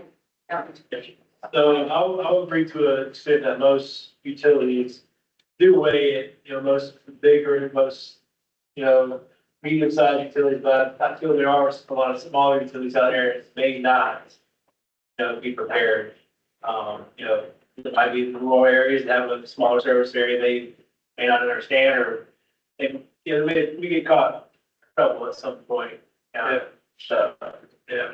Well, EPA has really forced utilities of a certain size to do that by, not that we hadn't already done it ourselves based on experience and good planning, but to do our, surveys and internal planning and then all of that, we have to turn that in every, I think, 5 years. Yeah, we as the Waterworks Infrastructure Act, forced assessment of things like this. So. Plus, there's a lot more interconnection now than there once was, between utilities.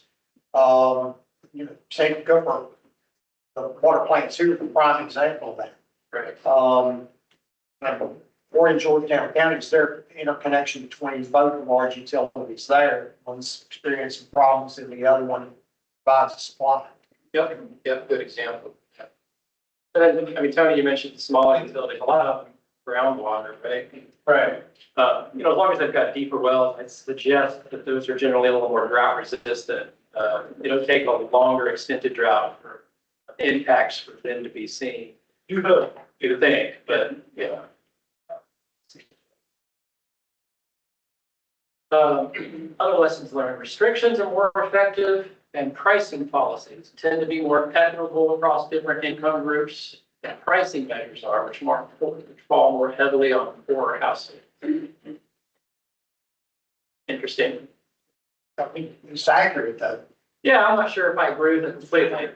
If I'm using potable water to water my grass, and it's gonna cost you $10,000 to resod, no, you don't mind the higher water bill, it's grass with it. Right. We're protect your investment. Yeah. A drought itself may galvanize political will to implement policies that in normal years may not be publicly accessible. I think that's very true. I think some of the drought that we had here, that's going to be saw a lot of push toward, that's what kicked off Georgia's water planning effort, drought 2002. And they've been doing water planning since 2002, 2008. And it was because of the drought. But when there is no drought, that's when you start thinking about planning, resilience, that type of thing. Nearly every management review considered demand management an integral part of their practice. Our customers expect us to be in the business of encouraging efficient, environmentally sound use of resources. I think that's true, Charles, for Charleston Water. Nearly every manager considered demand. Well, I'm thinking about the bold part. You think your customers expect you to be? Yeah, I mean, I think so. Charleston Water System was the first water utility in the nation to become EMS or ISO 14001 certified. And that's not just pollution prevention, but it's also responsible use of resources. And I think Charleston, but I think there's other utilities that are far efficient and environmentally sound too. And that doesn't get into anybody's been around for a few decades understands how far we've come through the Safe Drinking Water Act and the Clean Water Act on implementation of NPDES regulation and other regulations around both potable and surface water resources. I think people can be so focused on where water quality is and forget how far we've come in regards to so many different things. And efficiency is just one of those things. And it shows in the baseline demand projections we've already seen. We have between 10 and 20 years of incredibly low usage, despite population being nowhere near level. And so always do better, but I don't think better. I have a different, I'm sorry. No, go ahead. Perspective on that, because I think, around here, we're spoiled. We have as much water as we want and we use it. And if you have people visit here from out west, or if you go out west and visit with others and see that they're, they always turn off their water when they're brushing their teeth and they're reusing their water for plants and stuff. And doing the xenoscape and stuff. We here just don't really appreciate how, what a resource we have compared to other regions. So, I think that there's a little bit of blindness to that. Everybody wants us to be efficient and environmentally sound, but I don't think we understand. I don't think we have that understanding of what a drought would actually do to us here. We're a little spoiled, myself. Don't need anything to add from your perspective? That's a good point. I mean, most utilities, like Jake said, are, conscious of the environment and their resources, and try to do better and be as efficient as possible. But then again, we are very spoiled and, maybe we're not as efficient as we could be because of that. We are so water rich in this area. Let me play devil's advocate there. I think utilities that are well run, that are smart, they understand the cost of not being efficient, chemical cost of electricity, pumps and that sort of thing. My experience with the two utilities that I deal with are, they're looking at every measure they can to cut cost. And I think that leads to higher efficiency. Yeah, I agree with that. And at the same time, utilities are rate-based, right? So they make money when ratepayers pay for water use, and they need that to continue operations. So I don't want to say that's a distance set. I mean, they've got to meet their budgets. You got to have money to keep cleaning water, pumping the water. We do always say flush twice, but. Yeah. Flush twice, water grant one. Oh, sorry, we want to be efficient. So last message, I think, take home, there was a quote from one of the water utility managers in one of the Lansing communities that I thought was kind of interesting. And I won't read it, I'll let you read it and then respond to it.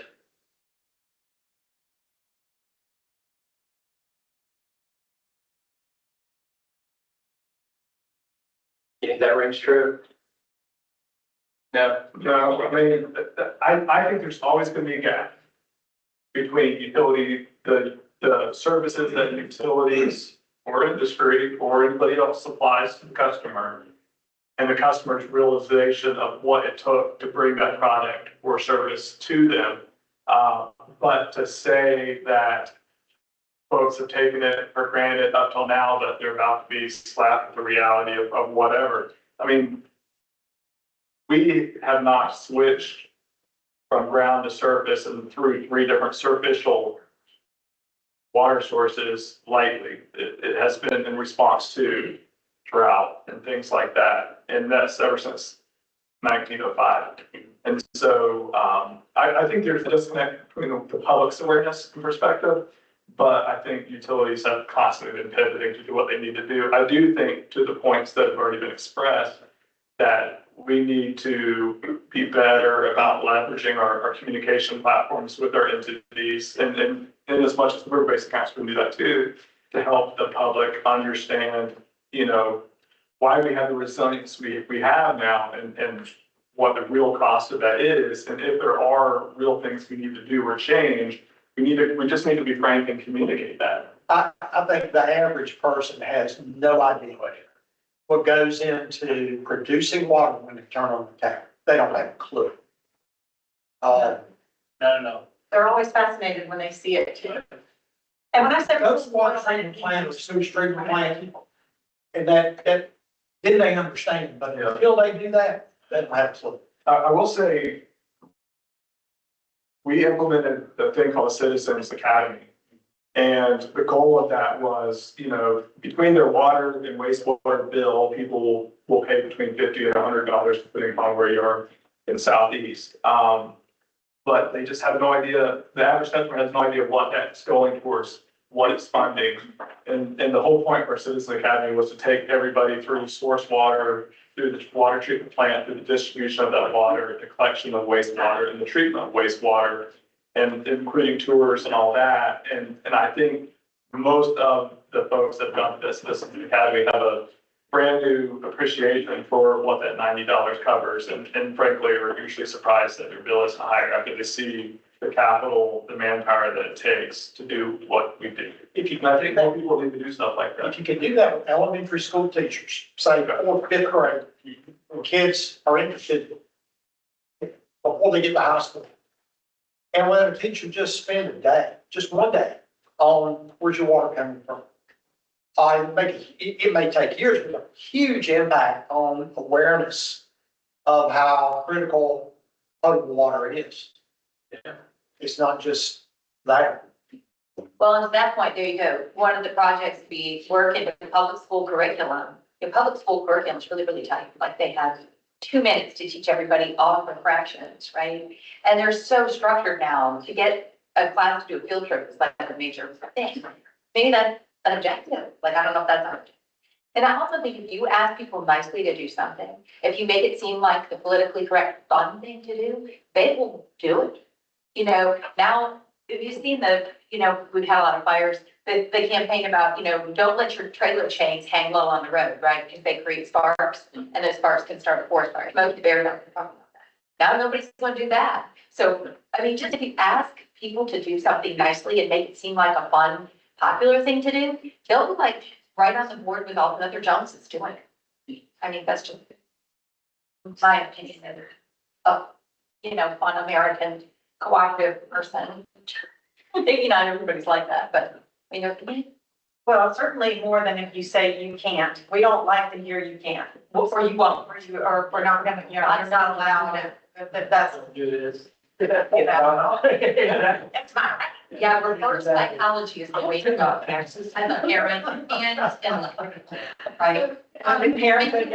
Yeah. Speaking to as a former teacher and a lot of friends of your teachers, I think, and this might not be something that has been developed or it might have already been developed, but what is really needed to get teachers to implement this into their curriculum is to really have packets of activities and like guides for them to use, because to be quite frank, a lot of science teachers probably also don't know about this. They don't have a basic level of understanding of where their water is coming from. So being able to supply them with at the very least a packet of this is what we need you to do. This is what we need you to communicate. Here's an activity you can do with your students to influence understanding. We go a lot farther than, asking them to participate in that. That being said, I'm on a lot of other regional groups that are working to develop curriculums for students based on salt marsh restoration or any number of things, but it certainly could be something that department itself could have and give to teachers across the state and ask them to do. But I think the other part of that, and this is, I think, the conservation league's specialty too, is how can we, not just during times of drought, but how can we, and this goes back to like teaching the students, right?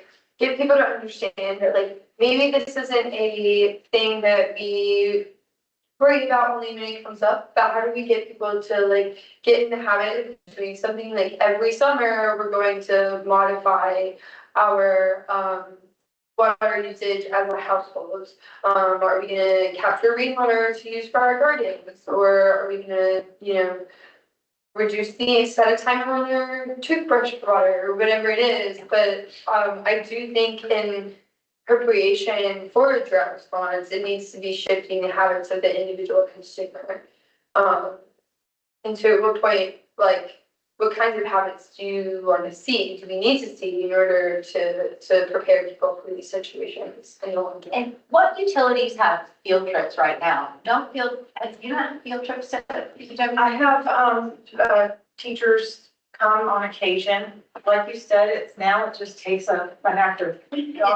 Congress to get it. Enforcing all these testing deadlines. There's another way to do that. Y'all have speakers bureau that We do, and we have 3 communications staff dedicated to, doing public and news media stuff, but they also go out to the school, but. it's coming to you. We go out. Yeah, because it's just safer. I mean, we'd love to have everybody come to the plant, but due to safety regulations around, OSHA and everything else, it's one kid tripping down middle staircase. We still want to go back to Jeffries and get on top of the building, because I'm never gonna do that. But I really like the idea of, maybe multiplying our communication staff's efforts by maybe them developing a curriculum that they can give to teachers, for the teachers to give themselves, and that way, rather than having 100 communication staff, which would be great, but we can't afford, but multiplying their expertise to the teachers in a way in which teachers can then do what they're good at, which is teaching on that curriculum in the 30-minute window that they might be able to fit it in. So I'll take that back. Another thing you can use too, I'm in the city of Myrtle Beach, everybody opens their water bill. And so what they do, they put this little did-you-know thing in their water bill every month, and it's something different. If you're interested in what they're doing, and it's simple, you take it out and read, it takes 2 minutes. Those types of tools are real effective in letting people know what's going on. So we have a water-wise publication that we put within the mailers, which is good. So it was just hard to gauge what the readership of those are. And then some people don't like paper coming to their house. Just a couple comments about the curriculum. The comment was made, it's 30 minutes, you've got to teach fractions in 2. So anything that is developed to take into the schools, you need to make sure that you're working with an educator. Because I'm gonna say you work with the educator, you make sure these are standards aligned, and you make sure that the activities are easy and reachable, nothing complicated. Any curriculum that's not developed with having teacher or an educator's input typically has to be rewritten and redone again so that a teacher feels comfortable using it in the classroom. So you're going to want to find your subject matter experts in curriculum development that you partner with for them. You want to find your subject matter experts that are in the water, the water field, whether it's industry, whether, it's even weather and climate, knowing where water comes from, part of the water cycle, finding where it aligns. But then also just remember, anything you develop activity-wise, these teachers don't have money. So you're either going to be printing or providing any and all materials that you can, or you're going to need to do it with a shoestring budget so that they can replicate it in the classrooms. Okay. All right. I have another slide here. So again, read those articles and you have time and you want to read more about drought, lessons learned. You got it. All right. So remember, we're doing everything for our planning framework, right? That water planning framework kind of guides what we need to do, what needs to go into River Basin Plan. The water planning framework outlines some specific obligations for you all, River Basin Council, that's supported by DNR and DES with regard to drought. So these 5 things. One of them is collecting and evaluating local hydrologic information for drought assessment. Now, we're not expecting each of you to go out and start measuring water levels or do something like that, but You can grow coconuts and like rain. yeah, we're gonna talk about that. Yeah. But I think, the drought response committee and DNR, DS would appreciate, your insight. A lot of you work in water every day. And you may see impacts or potential impacts that are of interest to the bodies, DRC, the DRC Drought Response Committee, that make decisions about different drought levels. So that's kind of what number 1 is speaking to. Second one, providing local drought information recommendations to DRC. Well, that's just kind of what I talked about, actually. Third one, communicating drought conditions and drought declarations to the rest of the RBC stakeholders and the public. So the thought was that you all would kind of be the voice of the Santee Basin, and you would let others in the basin know that might not pay as attention as you do to water-related issues, that, hey, we're in a drought, or there's a flash drought that started, and it's starting to impact ag, and it may impact recreation next or something else. So having on you to kind of get the word out with regard to drought impacts and responding to drought. Advocating for coordinated basin-wide response by entities with drought management responsibilities. We're going to talk about that in a little bit. What do you want to do to that extent? How coordinated do you want to be as a basin? Or do you want everybody to kind of do their own thing for their drought management plans, which got some examples of. And then coordinating with other drought management groups in the basin as needed if they exist. Okay. So chapter 8 is a relatively short chapter in the plan, and we need to do these 4 things. We need to summarize existing drought plans and drought advisory group. So one thing we've done is the State Climate Office maintains drought plans that all utilities of a certain size are required to prepare. I believe so, yes. Yeah, so like a small private utility doesn't have to have drought. I believe they have had to, I'm not sure, but I think it's been encouraged that they create plans. Yeah. So I think that was work that we was doing before he left. I think it was not just the bigger groups, he was trying to also get some of the private distributors to also consider looking at drought planning. But this requirement to have a drought plan has been in place since 2002. I was gonna say, I think it was when when they did the Drought Response Act, it went in. So, the Drought Response Act, I think, was in the 80s, but I think there was a push for them to update drought plans after we did 2002 drought, going into the 2007, 5, 6, 7 drought. So this table that I sent out summarizes the drought plans for the Santee Basin, and if you look at the second column year, you'll see that many of these utilities have not updated their drought plans in 22 years or more, which may not be that important. If you're a small utility, you've had the same source, like 2 or 3 groundwater wells for a long time. Your customer base hasn't really changed. Your alternate source, if you have one, hasn't changed, then it's no big deal. But for a lot of utilities, it's important to update those plans, even if it's just updating contact information in the plans. So over the past couple of years, Elliot Whitcomb, who used to be with Climate Office, and that's one reason Melissa's here now, they're trying to backfill this position. He was focused on drought. He put together a drought planning guidebook, and State Climate Office kind of put a push last couple of years to get the word out that this drought planning guidebook is out there. It helps folks update their plans, and there's been some success. I think you've seen a good number of utilities update their plans. We've had a bunch of utilities over the last, I'd say like 8 months that have submitted their plans for the State Climate Office to the review. Right, and especially the larger utilities.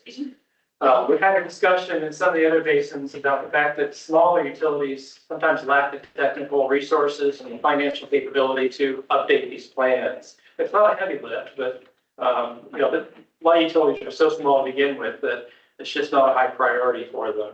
So.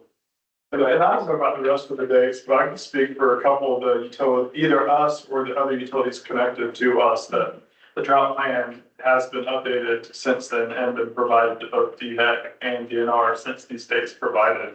So, I mean, it's showing Dorchester County 2003, but in as much as their drought plan is our drought plan, and our drought plan was updated as recently as late last year and provided to those two agencies. My point is, I don't know how accurate some of these dates are.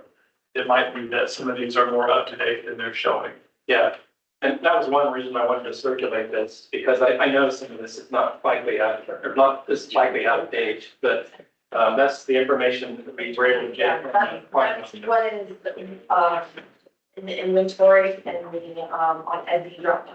That's what we currently have in the inventory, and I know that when Elliot left, he was in the process of updating that. Okay, that makes sense. So some of that has not been, in the 60% of his job I'm currently doing, has not been taken care of yet. So if you do have any, if you know, Jason, I can get with you on the ones that you know that have been updated so that we can get that taken care of. Okay. Okay, so part of chapter 8, we're going to summarize the existing plans, and that's what this table is. This table will actually be in chapter 8. And we need to work to try to find the most recent plans that some of these utilities have submitted, make sure we capture the recent information. We need to summarize any drought response initiatives developed by the RBC. We'll talk about that in a minute. We need to list recommendations that you all come up with with regard to drought management, drought response. We're going to talk about recommendations that other RBCs have made and decide, do you want to make similar recommendations? And then we need to develop a communication plan. And we've got some suggestions for that. That's pretty straightforward, but that's what we have to cover. So before we dive into that, just some quick background and fill in if I'm not saying any of this correct, you too, Jason, but Hope talked about this 3 meetings ago when she came, when you talked about drought response.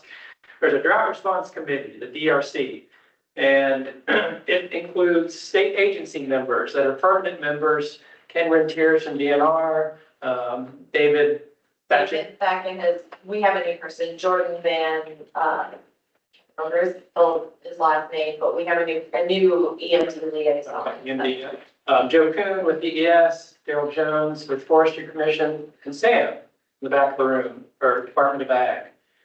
And then supplementing that is the representatives from each one of the drought management areas.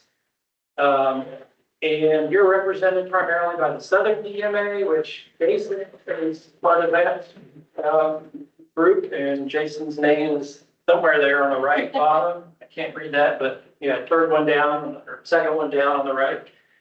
And then also the Central DMA.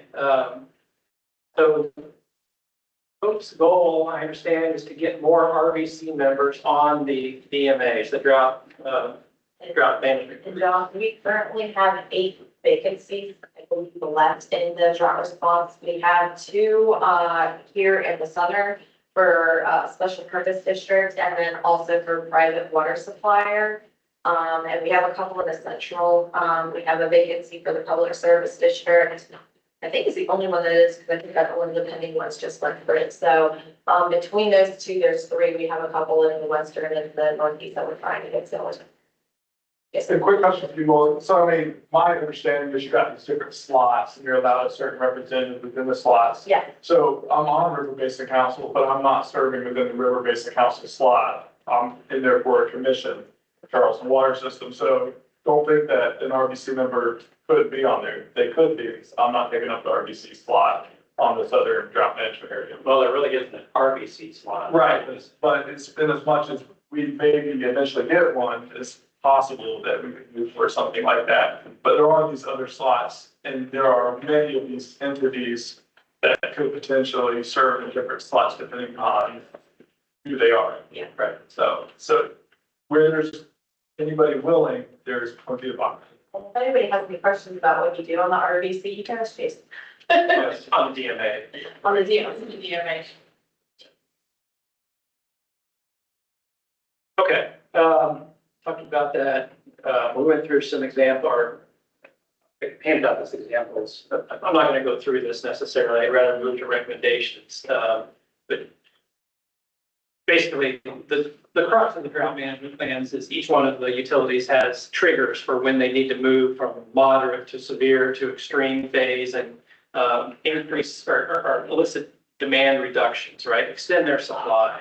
And all of them are different because everybody has different sources. Okay, so let's talk a little bit about communication. How does the RBC want to communicate to the rest of the RBC, to the public, and the stakeholders to fulfill that kind of requirement that's outlined in the planning framework that you act as a conduit to communicate during drought?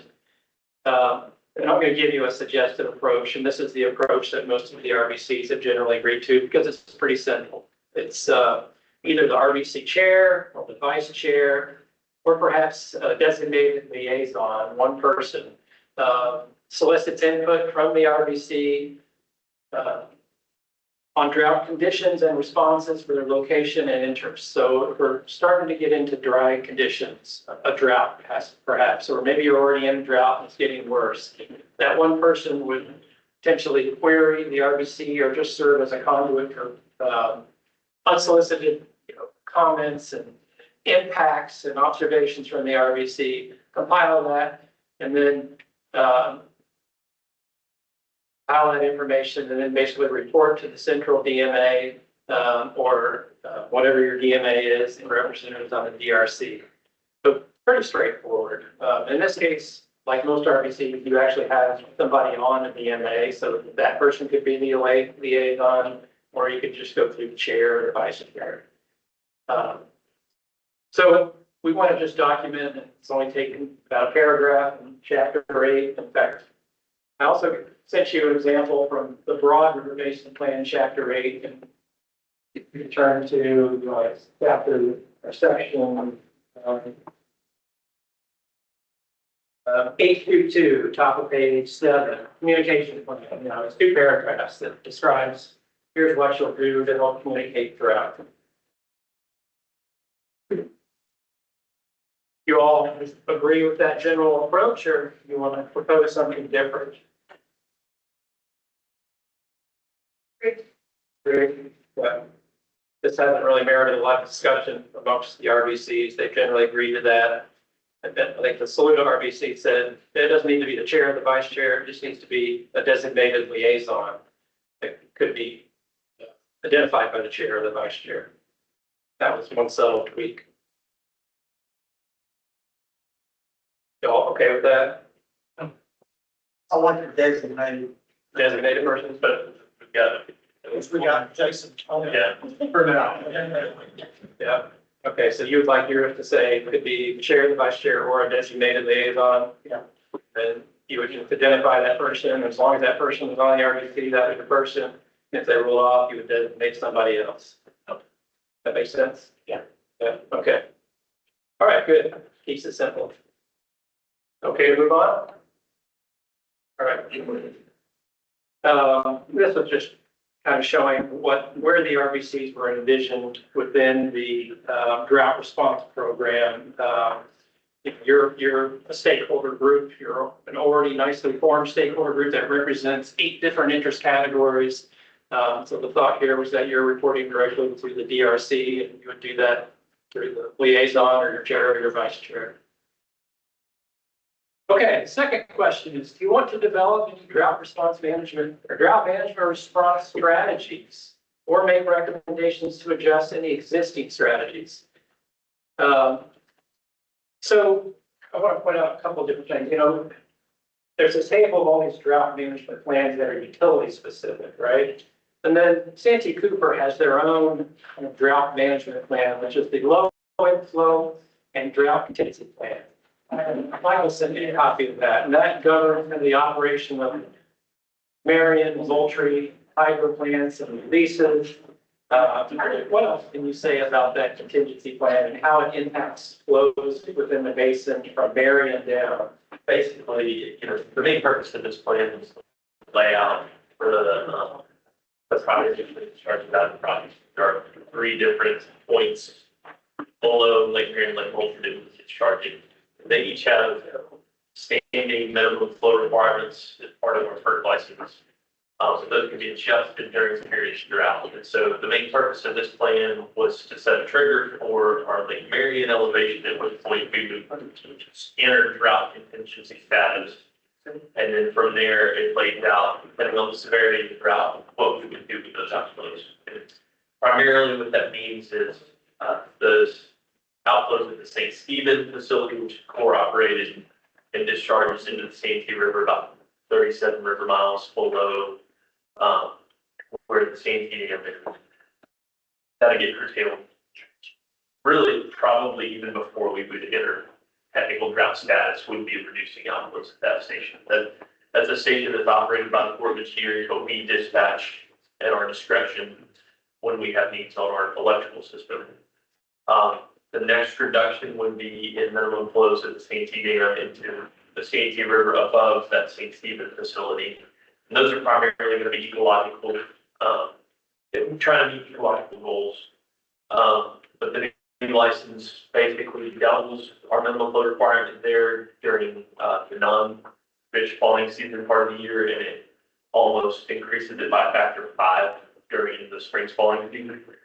And so if it flows, we're gonna have to see. You're gonna gate, I mean, because Yeah. there's only so much flows through that hydro plant. In the short term, we will be having to spill until we can hopefully maybe build another small hydro up there. Right now, the economies just aren't there because you don't have a lot of There's no head. to work with. But all that to say that if you look at the record, it's gonna be challenging for us to meet those outflow requirements in addition to the 4,500 CFS weekly average Jeffries, even during some relatively normal inflow years. And so this plan just lays out where we would start to cut back. With the main goal being preserving the 4,500 CFS weekly average at Jeffries because of the criticality of protecting Bushy Park from a water supply perspective. And then you got a recreation aspect on top of that. You do, yeah, there's certainly other priorities, but the driving force behind what has been agreed upon in this plan is really preservation of the water supply at the end of the day. So Fort Being Erie Basin, which is already heavily managed, has a plan in place, right? Another example of a basin that has multiple plans in place is the Upper Savannah Basin. There's 3 Army Corps lakes, Hartwells and Thurmond, whatever the other one is, I'm drawing a blank right now. Maureen, Marion, Greenwood? Yeah. No, well, Rossville, sorry. And the Army Corps has a drought contingency plan for the operation of those, which has similar requirements to kind of what he explained. You know, they need to release a minimum amount downstream to the rest of the basin, the rest of the Savannah River downstream for multiple purposes. Even above that, Duke, which runs Bad Creek and Lake Kiwi and Jocassee, they have their own low inflow protocol. So there's a drought plan for the very upper part of the Savannah Basin that's already in place. So your basin and those basins, which are both heavily managed and regulated, there's already drought plans in place. A different example is the one that Jason's very familiar with in Yellowstone, right? Yellowstone is unregulated, right? No dams, no reservoirs. And the Yellowstone RBC, based on some ideas that Jason had and some recommendations that Jason had, came up with their own low flow management strategy. So their own kind of drought plan. And that was primarily geared towards times when flow in the river got so low that they wanted to maintain availability of water up and down the river and for ecology. So it basically just said, okay, if flows get to certain low levels, or low level ranges, as you see there, then we asked the largest water users in the basin, no matter where you were, to try to reduce your demands. Primarily switch over to an alternative source. Like in Charleston's instance, they could switch over to Bushy Park or Bush Creek and not use the Yellowstone River source. some of the larger ag operations could switch to groundwater. So that's why conjunctive use was important. Dominion Energy could switch to groundwater and not go off the surface water. So the RBC agreed to this low flow management strategy. And so far it's been the one RBC that felt that that was needed. And it's probably because it was kind of a unique situation where there's not much management already, no reservoirs, no existing contingency plans that are either Army Corps or energy users that were in place. The Catawba Wateree, so the whole Catawba Wateree system in North Carolina and South Carolina is another example where there's 11 Duke Energy lakes, a lot of management. They came together as a basin and developed a low inflow protocol, which doesn't just govern how the energy sector uses water, but other sectors like public water suppliers and other owners of large water intakes. And they all kind of coalesced and agreed to this low inflow protocol, which is kind of like each drought management plan, but it's for the whole basin. So that's another example.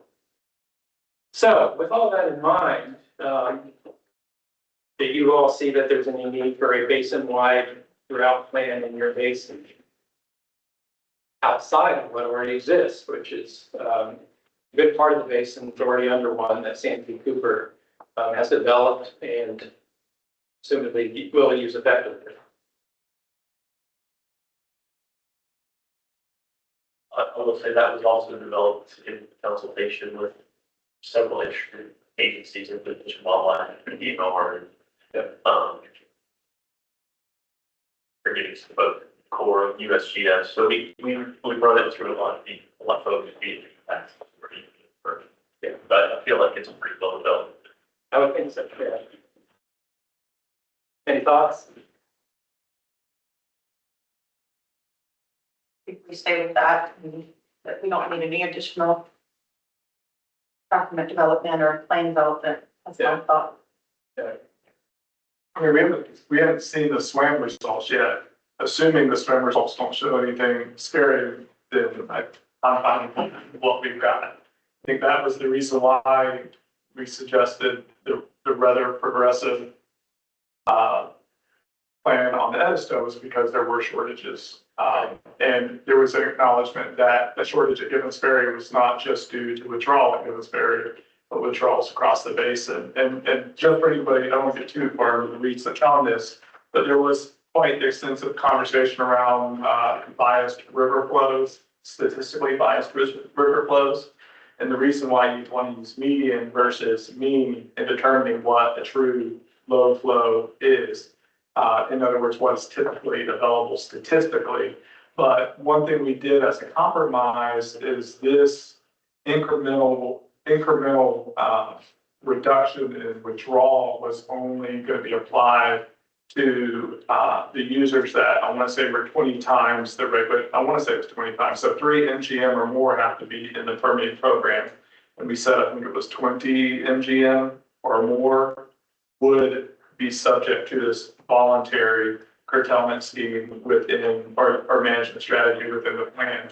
And that was actually a relatively small amount of users in the basins, but those most likely to impact the resource during drought. End up being like the 6 or 7 largest users. Yep. They control or they withdraw 90% of the water. Or Exactly. Like that. But I came up with that idea, but if there were no shortages at Gibbons Ferry, probably wouldn't have suggested the idea. But frankly, our drought plan already had us doing something very similar to this. And it was kind of like, should we be the only ones feeling the pinch?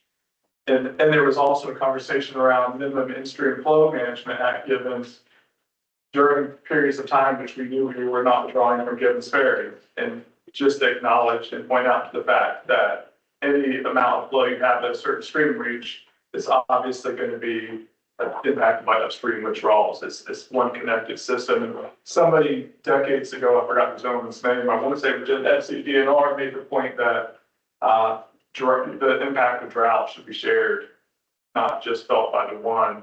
Champagne, flavor. Yeah. That's definitely. So I'm gonna give the idea that people that were way before me, but I don't think we're gonna have these issues in the Santee. So assuming we don't have SWAM indicated shortages, then I think what we have for 30 or 40 years now has been shown to work. I agree. Yeah, I guess that was my question is that, because, when you're in drought, different areas are in different stages of drought sometimes. So you're saying with this drought management plan, you would implement it, would affect everybody in that RBC, correct? It would have to, no, not necessarily. You would have to be isolated in certain areas. It could, well, like an example of the Edisto, if it could just apply to the larger users, so larger users would agree to cut back. It would benefit everybody potentially, but, I get that, you have a large user up in the northern area, but then you're asking people in the southern area to cut back as well, they're not seeing the effects of drought, that kind of. Does that essentially help them, is what I'm asking, I guess? Well, I mean, I would argue a drought plan, a regional drought plan, which John hinted to, the more regionalized you are in your perspective about Everybody's adjusting to drought, I get that. the more resilient you are, right? Because you're all on the same page. But the benefit of this is we're not waiting for a really crazy drought to try to come up with a plan. We're coming up with a plan preemptively, and the bigger the user, the more they need contingency, the more they need a good plan. And the point is to have a proactive drought plan is to the benefit of that withdrawer, to the benefit of the stream, and to the benefit of the basin, and to the benefit of the state. And even though we're talking about a non-legal regulatory binding mechanism here in the RBCs, I think it sets a pretty good precedent for some possibilities, even legally, but this is not what this is. So. And I just, Hope Mazzel's presentation on the whole state government was connected to your plan, probably. Your plan was part of the state plan. It was developed here recently because our license didn't get issued until 2023. Okay. So, It's maybe newer than yeah, what she presented. yeah, a little bit newer. And the other interesting thing about our basin is that the elevations in our lakes are much more driven by rainfall in the upper part of the state than what might be happening here. Yeah. That'll be an interesting thing to manage. If you have local rainfall shortages, we're not necessarily going to have problems continuing to supply water. Be it It flows downhill. exactly. Yeah. Right. And the patterns are actually pretty different. You'll see a lot more rain. Like we talked about last time, in the winter, in the upper part of the basin, and you see down here, and vice versa in summer. so like above Marion on some of the tributaries that flow into the Montgomery, those folks could see drought impacts, localized conditions. Right. Whereas instead, everything's being fed from the Broad and the Saluda upstream, top of, maybe plenty of water to. Right. But if they're experiencing drought, you should implement the drought plan, everybody starts, you're arguing, you start cutting back, is that what I'm hearing you? I mean, our drought, Charleston Water's drought plan has us shifting off the Edisto at certain triggered low flow conditions to a higher ratio of Bushy Park all the way up to including no Edisto if need be, in order to avoid semantically within this plan a shortage, but in reality, zero flow in the absence of a service condition. So you start getting Zimmerman stream flow, and just this idea that some water should pass the last withdrawal in support of the ecosystem after. How do you get at that? It's through hard discussions like this and planning before you get to the ground. But we can revisit this after we've done the surface water modeling too, just to confirm that, is there anything we can add on to the existing Sandra Cooper plan that might impact users perhaps above Marion? I don't think there's going to be, but we can revisit it once we've done the modeling, just to make sure that there isn't a basin-wide drought plan that we want to consider. Okay, so let's move on. The last thing that we want to cover with regard to drought, and we've got just a little bit of time, so we may not get through it all, but let's see what we can do, is recommendations. You're going to be developing recommendations related to drought, and then later on, maybe even beginning next month, you're going to start talking about recommendations related to policy, regulation, legislation, technical recommendations, like, Groundwater monitoring wells is a type of recommendation. And then planning process recommendations. So we're kind of starting our discussion with chapter 9 of the plan, which focuses on recommendations. And this, your input is critical. You're going to have to agree upon recommendations. So we're going to start with drought. And I'm going to show you recommendations that the other RBCs have generally developed for drought. There's been a lot of consistency amongst the 6 other RBCs that have already had these discussions, starting with the Edisto. They've generally coalesced around the same 4, 5, or 6 drought-related recommendations. And I'm going to show you those recommendations. It doesn't mean that you can't come up with your own completely different recommendation. And it doesn't mean that you have to stick to these. You can modify these, and some of the RBCs have tweaked them a little bit. Or you can say, we don't like any of those recommendations. But for point of discussion, I'm going to start with all the one where there's been a lot of commonality. I'm going to start with the one where there's been a lot of commonalities. The first one, kind of a no-brainer. It says the RBC, it's you, recommends that water utilities review and update their drought management plan and response ordinance every 5 years or more frequently if conditions change. And again, the genesis of this was that when we started the RBC process, we realized that most of these drought management plans hadn't been touched in 20 years. And our climate office and PBS and DNR said it'd be great if people at least revisited them. At a minimum, they updated who the contact person was. But they also update them to account for new alternative water supply sources or new triggers or whatever it might be. So pretty much all the other RBCs, exclusively all the other RBCs have said, yeah, let's recommend that water utilities update these every 5 years or more. You all agree? Yeah. Yeah. There's been some discussion around, does it have to be 5 years? Should it be 10 years? So there've been some tweaks to the language, but what do you think? Are you good with recommending 5 years? I mean, everything in our plan is a recommendation. Yes. Everything, right? The conditions change, so. Yes, that's the important word, right? I think 5 years is. You stretch it out too far, there's institutional knowledge that leaves when people retire. Yeah. So if you cap it at 5 years, the odds are you're gonna have some transfer of institutional knowledge from one group to the next. Yep. Yep.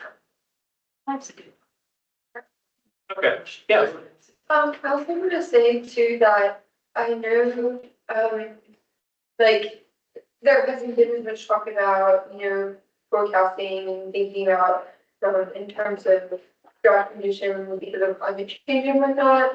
So maybe it is something that we want to move it up, to 3 or 4 years. Knowing that climate change could potentially, have increased drought conditions, but. Was the rest of the RBC thing? So you're saying sooner than 5 years? Sooner than 5 years, what she's suggesting. I mean, Charleston Water reviews our policy every year. You review it every year? Every year. But I mean, the more often the better, but I think if we could get everybody doing 5 years, that would be an improvement than what. I think better than they do now. Yeah. But another point too, even if some of these dates are accurate, early 2000s, it's possible they've been reviewing, but they have not needed to update it. Yeah. Right. But I think at least every 5 years is where I stand. But it's up to the council what they think.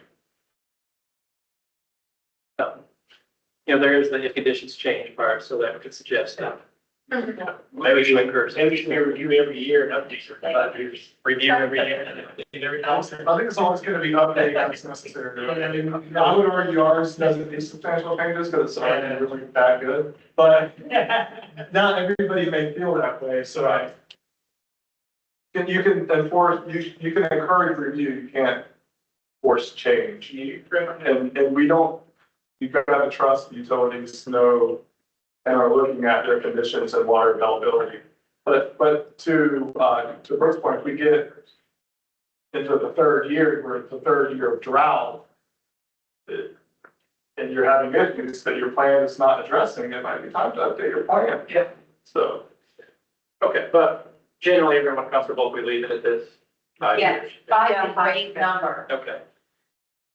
Okay, here's another one that hasn't necessarily been universally accepted by all the RBCs, but most of them have generally agreed to it. And it's just another recommendation around these drought management plans. When they update them, they look for opportunities to develop response actions that are consistent with those of neighboring utilities. And what I mean by response actions, like when you get into the first phase of drought, or like moderate phase, the action might be to, hey, we're gonna ask for voluntary restrictions on lawn watering. Or maybe it's mandatory restrictions where you have to go every other day or odd even days or something, just an example.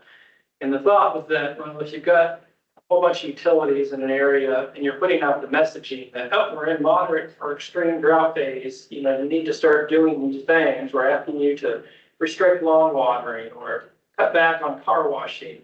If there's different messages going out from different utilities that are kind of all within a, similar area, there might be confusion. I think this came out of the broad basin. In fact, I'm sure probably much did because they were concerned about they wanted to have consistent messaging amongst all their utilities. I don't know if that applies to this basin or not.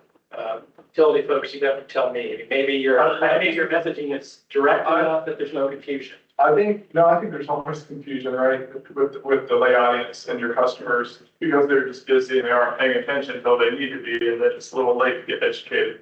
But that doesn't mean we'll try. But I think the challenge in trying to homogenize the drought response within drought plans and neighboring utilities is how different the utilities are. Yeah.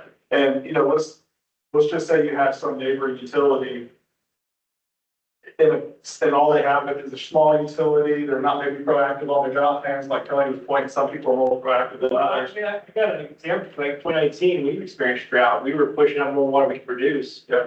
And we had to get more water from Charleston, and Charleston was like, oh, we're fine, just take as much as you want. Yeah, and so They weren't in drought, we were. since he's the offered up the example, what he said, think these other small utility that maybe only has one or even two conjunctive uses or alternative sources rather, versus a utility that has three, and all of a sudden you got there in a pinch on their one source, or maybe there's other stimulating circumstances like some pumps went down or something, then it would be a little disingenuous for us to curtail our customers when both reservoirs are at full pull and the Edisto's flowing at medium flow, and us being like, we're in a drought, we need to curtail. When we do need to curtail, we're gonna completely lose credibility. When we do need to act, our plan calls us to act, but that is one argument, and Liz can speak to this, is why the drought plans need to be updated, and they should have measurable, quantifiable triggers specific to that utilities or industries or whatever source, because we don't want to be holding up progression of the drought declarations because of fear of implementation of our plans.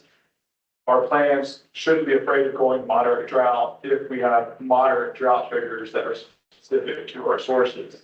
In other words, when the ESO is in low flow conditions, because those low flow conditions have been reached regardless of the drought category, we're going to implement our curtailment plan. And so we don't have to fear prematurely going to moderate, because we're not going to be held to curtailment prematurely, because we'll curtail when we need to based off of our resource availability. So plans need to be updated, they need to be triggered and actual to resource availability. The reality is maybe there are utilities out there that don't understand true resource availability at their intakes. And I think that's where the River Basin Council or South Carolina Rural Water Association and others can help fill in the gap. So I was assuming that only applies when both regions are experiencing the same drought. You're short, right? Like you're not, and he is, and he's trying to tell you what to do. I was assuming when I read that both areas are experiencing drought, and they just want to send out a consistent message. So droughts are that's true, both are true, but droughts are usually more regionalized. And usually, though we do drought declarations by county in their very nature of the way the legislation is done, usually the drought declarations are going to be a couple counties, or in the case of a multi-year drought, the entire state. And we don't want to be taking multiple counties, or definitely the whole state, to a similar drought response and similar drought messaging when different levels of response are needed within certain utilities. That was the answer to altering that, specifying what areas, like if you're not in a drought, then you don't have to do that. So in the case of Charleston Water System, we would proactively explain what our counties are in drought category wise. Maybe a broad example of what the state overall is experiencing, because maybe that state's worse than us. But then we're gonna explain where are we actually at with regard to our sources, so that if and when we do need an actual response, like voluntary or mandatory curtailment, we might have a better chance of getting by it. We're still gonna have naysayers, but I think early preemptive communication and communication throughout the advanced stages of the drought will be necessary, and being proactive on it is all we can be. At the end of the day, we'll see what the public does. Yeah, I think the statement is a little more basic. It's like, hey, utilities, if y'all can get together and do it at the same time, that would be great. We recommend that. Considering your plans, considering all your other things, it's just a recommendation saying it would be great if you did it at once. So I think we should recommend it, but large utilities will do what they need to do when they need to based on their individual needs. But there's nothing wrong with us recommending that water utilities try to work together so that they're not. I mean, it's just a recommendation. But Right? they're not discordant anyway, like you're not sending out completely. But they keep in mind the confusion that happens when the different utilities have different communications going on at the same time. In fact, this one wasn't as much, there was another one, back in my city. Yeah, there's another one about messaging. And that's what we've been talking about here. This one was more about what's actually written in the plan in regard to if we get into moderate drought, what do we ask our customers to do? And that's where they were. Oh, that is different. But there's a, Yeah. you know, it's important to remember that the broad basin is pretty much all surface water source for the most part. I mean, there's some groundwater used, but not like y'all have here, where you've got utilities like Mount Pleasant that buy surface water and has their own groundwater. So they've got multiple sources. Got Charleston Water, which is pulling in water from another basin. So other RBCs have felt like, well, no, there's so much difference in our source of water and geographic spread and where water's coming from that we don't really think it's appropriate to ask utilities to have consistent response actions. I agree with that. And that's what you're saying. Jake. That's what Jason was saying. I understand that. Yeah. Not from messaging as much as what's in writing, like nobody's gonna read that. We should do a right-sized response for Right, yeah. So, okay. But what I'm hearing is that y'all don't think this is necessarily a recommendation that's good for this basin. And that's what other RBCs have decided too. So, but Broad and maybe one or two others did like this because, again, they were mainly surface water and they felt that was important. This next one's about coordinating to the extent practicable your messaging. Refers to both the content and how you deliver the message. And this one also came out of the Broad because they were already doing some coordination around drought messaging. They have a group of public water suppliers that meets like monthly to talk about different things. And sometimes they talk about drought response messaging. And again, not all RBCs agree with this. They said, no, doesn't really apply. We do our own messaging. We don't need to coordinate messaging. I think we should do that. They should. Look at Berkeley and Somerville. Dorchester County, but there's all, the town of Somerville is in Berkeley County and Dorchester County, and how is sucking up your water? Yeah. Yeah, I think as far as the Charleston, Berkeley, Dorchester cog would probably be the primary mechanism for us communicating a future major drought. But I do think in as much as there's many utilities within these three counties that need to coordinate on messaging around drought, I like that idea. I mean, and frankly, a lot of these communications managers have already had a relationship. And I think that big of a deal. Yeah. you don't have Smokey the Bear. What do you have, Mr. Drought? Are you volunteering to be a mascot? Yeah, it's probably mascot. The problem we've tried, there's North Carolina State Employment Office actually had a drought mascot, it's owl, he's called something drought buster or something like that. I'm just laughing. We do have a water drop, actually, we have a water drop as our mascot. John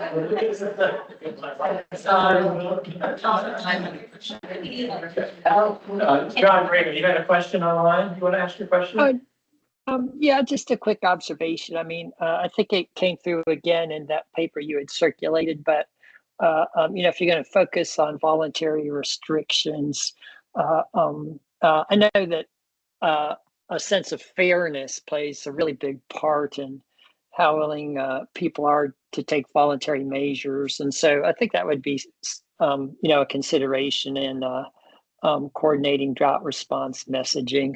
They just, I don't think that, I think people have concerns if different public utilities responses seemed less fair. Yeah, equity is important, you're saying. Yeah, I agree. Yeah, okay. So here, you all like this just as a general recommendation? I mean, it's kind of one that doesn't do much harm. It sounds like it's already happening. So you're okay with it? Okay. Okay. We're actually at time, so I think what we'll do is we'll revisit the last couple of potential recommendations because they may take a little bit of discussion. There's one about drought surcharges. I actually have an example from Mount Pleasant where they charge 2 times the rate, 3 times the rate, or 4 times the rate during severe drought phases, and then for extreme drought phases, they also charge that, but they changed the water usage brackets for that. So we'll talk about that next time, whether you want to recommend a drought surcharge as a disincentive to heavy use of water. And then Alyssa mentioned something that I'll give you a quick tour of, which is the condition monitoring, observation, or observer reports that the National Drought Mitigation Center runs. And certain folks in South Carolina already use it regularly. We're trying to encourage more people to use it, and I'll explain why next time. And I'll take you to the website. But we'll revisit this when we have more time in the next meeting. Speaking of the next meeting, what I hope to do was be able to have the Catawba River inflows from their modeling effort, which I still don't have, but we should have them shortly. I don't know if we're going to have enough time to update the model, and then actually do the current use scenario, and present that by our next meeting. Right now, I'm thinking we may not. So what we can do in the next meeting is finish this drought management discussion, which may take another half hour or so. And we could then potentially actually, if DEM folks, and I think Joe can join. Joe, Yeah, gone. Yeah. I think it was already. Okay, so Leanne, I don't know if you're going to be available at our next Santee meeting, or could be available, which is on May 13th. Yes, thank you. I should be. Okay. Yeah, we might jump into water law and regulation and start our discussion of policy, regulatory, and legislative recommendations a little early. So that's an option. We're also thinking of doing another field trip potentially as a way to give us some more time to finish the modeling, which we would present in June. And one option for another field trip would be something Jason mentioned early on, to tour the Hanahan water treatment plant. Who would be interested in doing a meeting where we meet at the Hanahan water treatment plant? Don't raise your hand yet. We cover an hour or two of discussion topics, and then we do about a 2-hour tour. So we meet at the plant, have 2-hour regular RBC meeting potentially, and then do a 2-hour tour. Would you all be interested in that? It would require a meeting down closer to Charleston, so you're going to have to deal with more traffic depending on where you're coming from. So, Unless you wanted us to have a field trip separately from our meeting. we could do that too. Okay. But I guess let me ask a question first. Regardless of when it is, do you have interest in touring the Hanahan water treatment plant? Yeah. Yes. I'm only seeing about 3 or 4 RBC members. You're indifferent. Well, I've worked there for long enough that, You know it. Yeah. I know, I but 1, 2, 3. You don't count. Yeah. But, I'll let him go back. I mean, that's a waste of time, maybe those of us who have knowledge, but figure out another way to get there. You get to where like Jason. Would there be options? Or Michael could give us a. You know, maybe there's 6 RBC members who are outside of a regular meeting. Could we set something up? I mean, Yeah, I mean, I don't think because of the longer drive, especially for some of the support staff, if there's not enough RBC members that want to come to work having RBC meetings there, then maybe we should aim to do a separate, kind of like we've done with some of the webinars, smaller, more intimate tour. We're good with either way. Okay. I have a question. What about doing a paddle tour here? Is that a possibility? It says you can rent, you can use, it's like an hour to 2 hours, it's easy.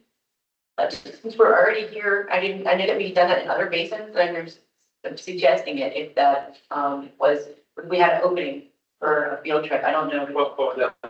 I can ask about it. I could actually tell you how far you can get on the old Santee Canal. Well, it takes 1 to 2 hours. I was reading about it a minute ago, so it's not a long thing, but Yeah, I don't know, that was another thing that I had thought about, because we had talked about other areas. And I know that in other basins, we had some issues trying to find from an outfitter. We had had people on our basin councils that had direct access to boats, but it never materialized for a couple of them. Well, who would be interested in a paddle tour if we organize something on the Santee Canal? it would be. Not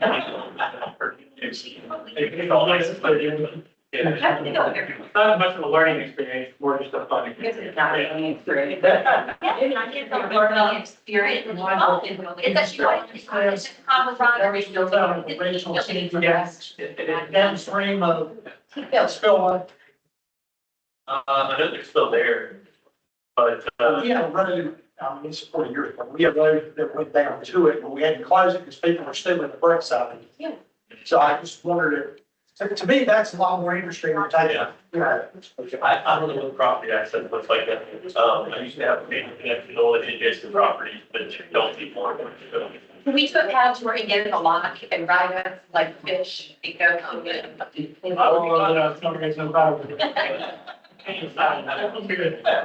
Okay, I think what we're probably leaning for is having another meeting here in May, and we'll figure out what the content's gonna be. Michael and Lisa will schedule a planning team call and talk through this more.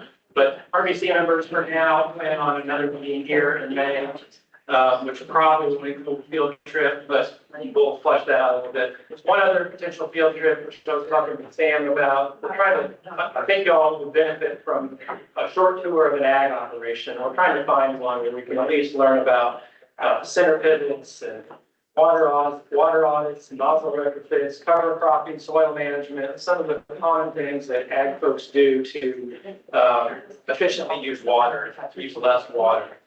I'm optimistic we can find somebody. That might not be until June or July. So I sent an email when it's just trying to find out, and also, just thought of, I don't know if they're technically in the RBC, but you've got the coastal recertification, coastal extension, and that's an option there too. They talk about a lot of the research that's going on and what's going on in ag. They typically focus on fruit and vegetable production. So it wouldn't be like true row crop, but it'd be an option. Where is that facility? It's a Charleston address, but it's not. It's in West Nashville. 17. It's on Highway 17, right outside of West Nashville. Where USDA is. It's a pretty good facility. I've done tours there before. There's. Okay, we might consider that too.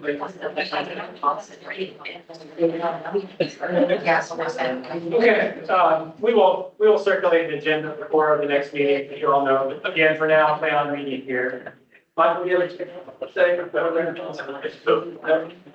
Thank you, everybody, for your time today. I appreciate it. We'll be in touch. I don't know that I have the meeting of calendars yet. I'll need to send out an invite, make sure it's on your calendar. Plan for May 13th, same time, same place. All right, thanks. I'm going to. We're gonna make sure that I can create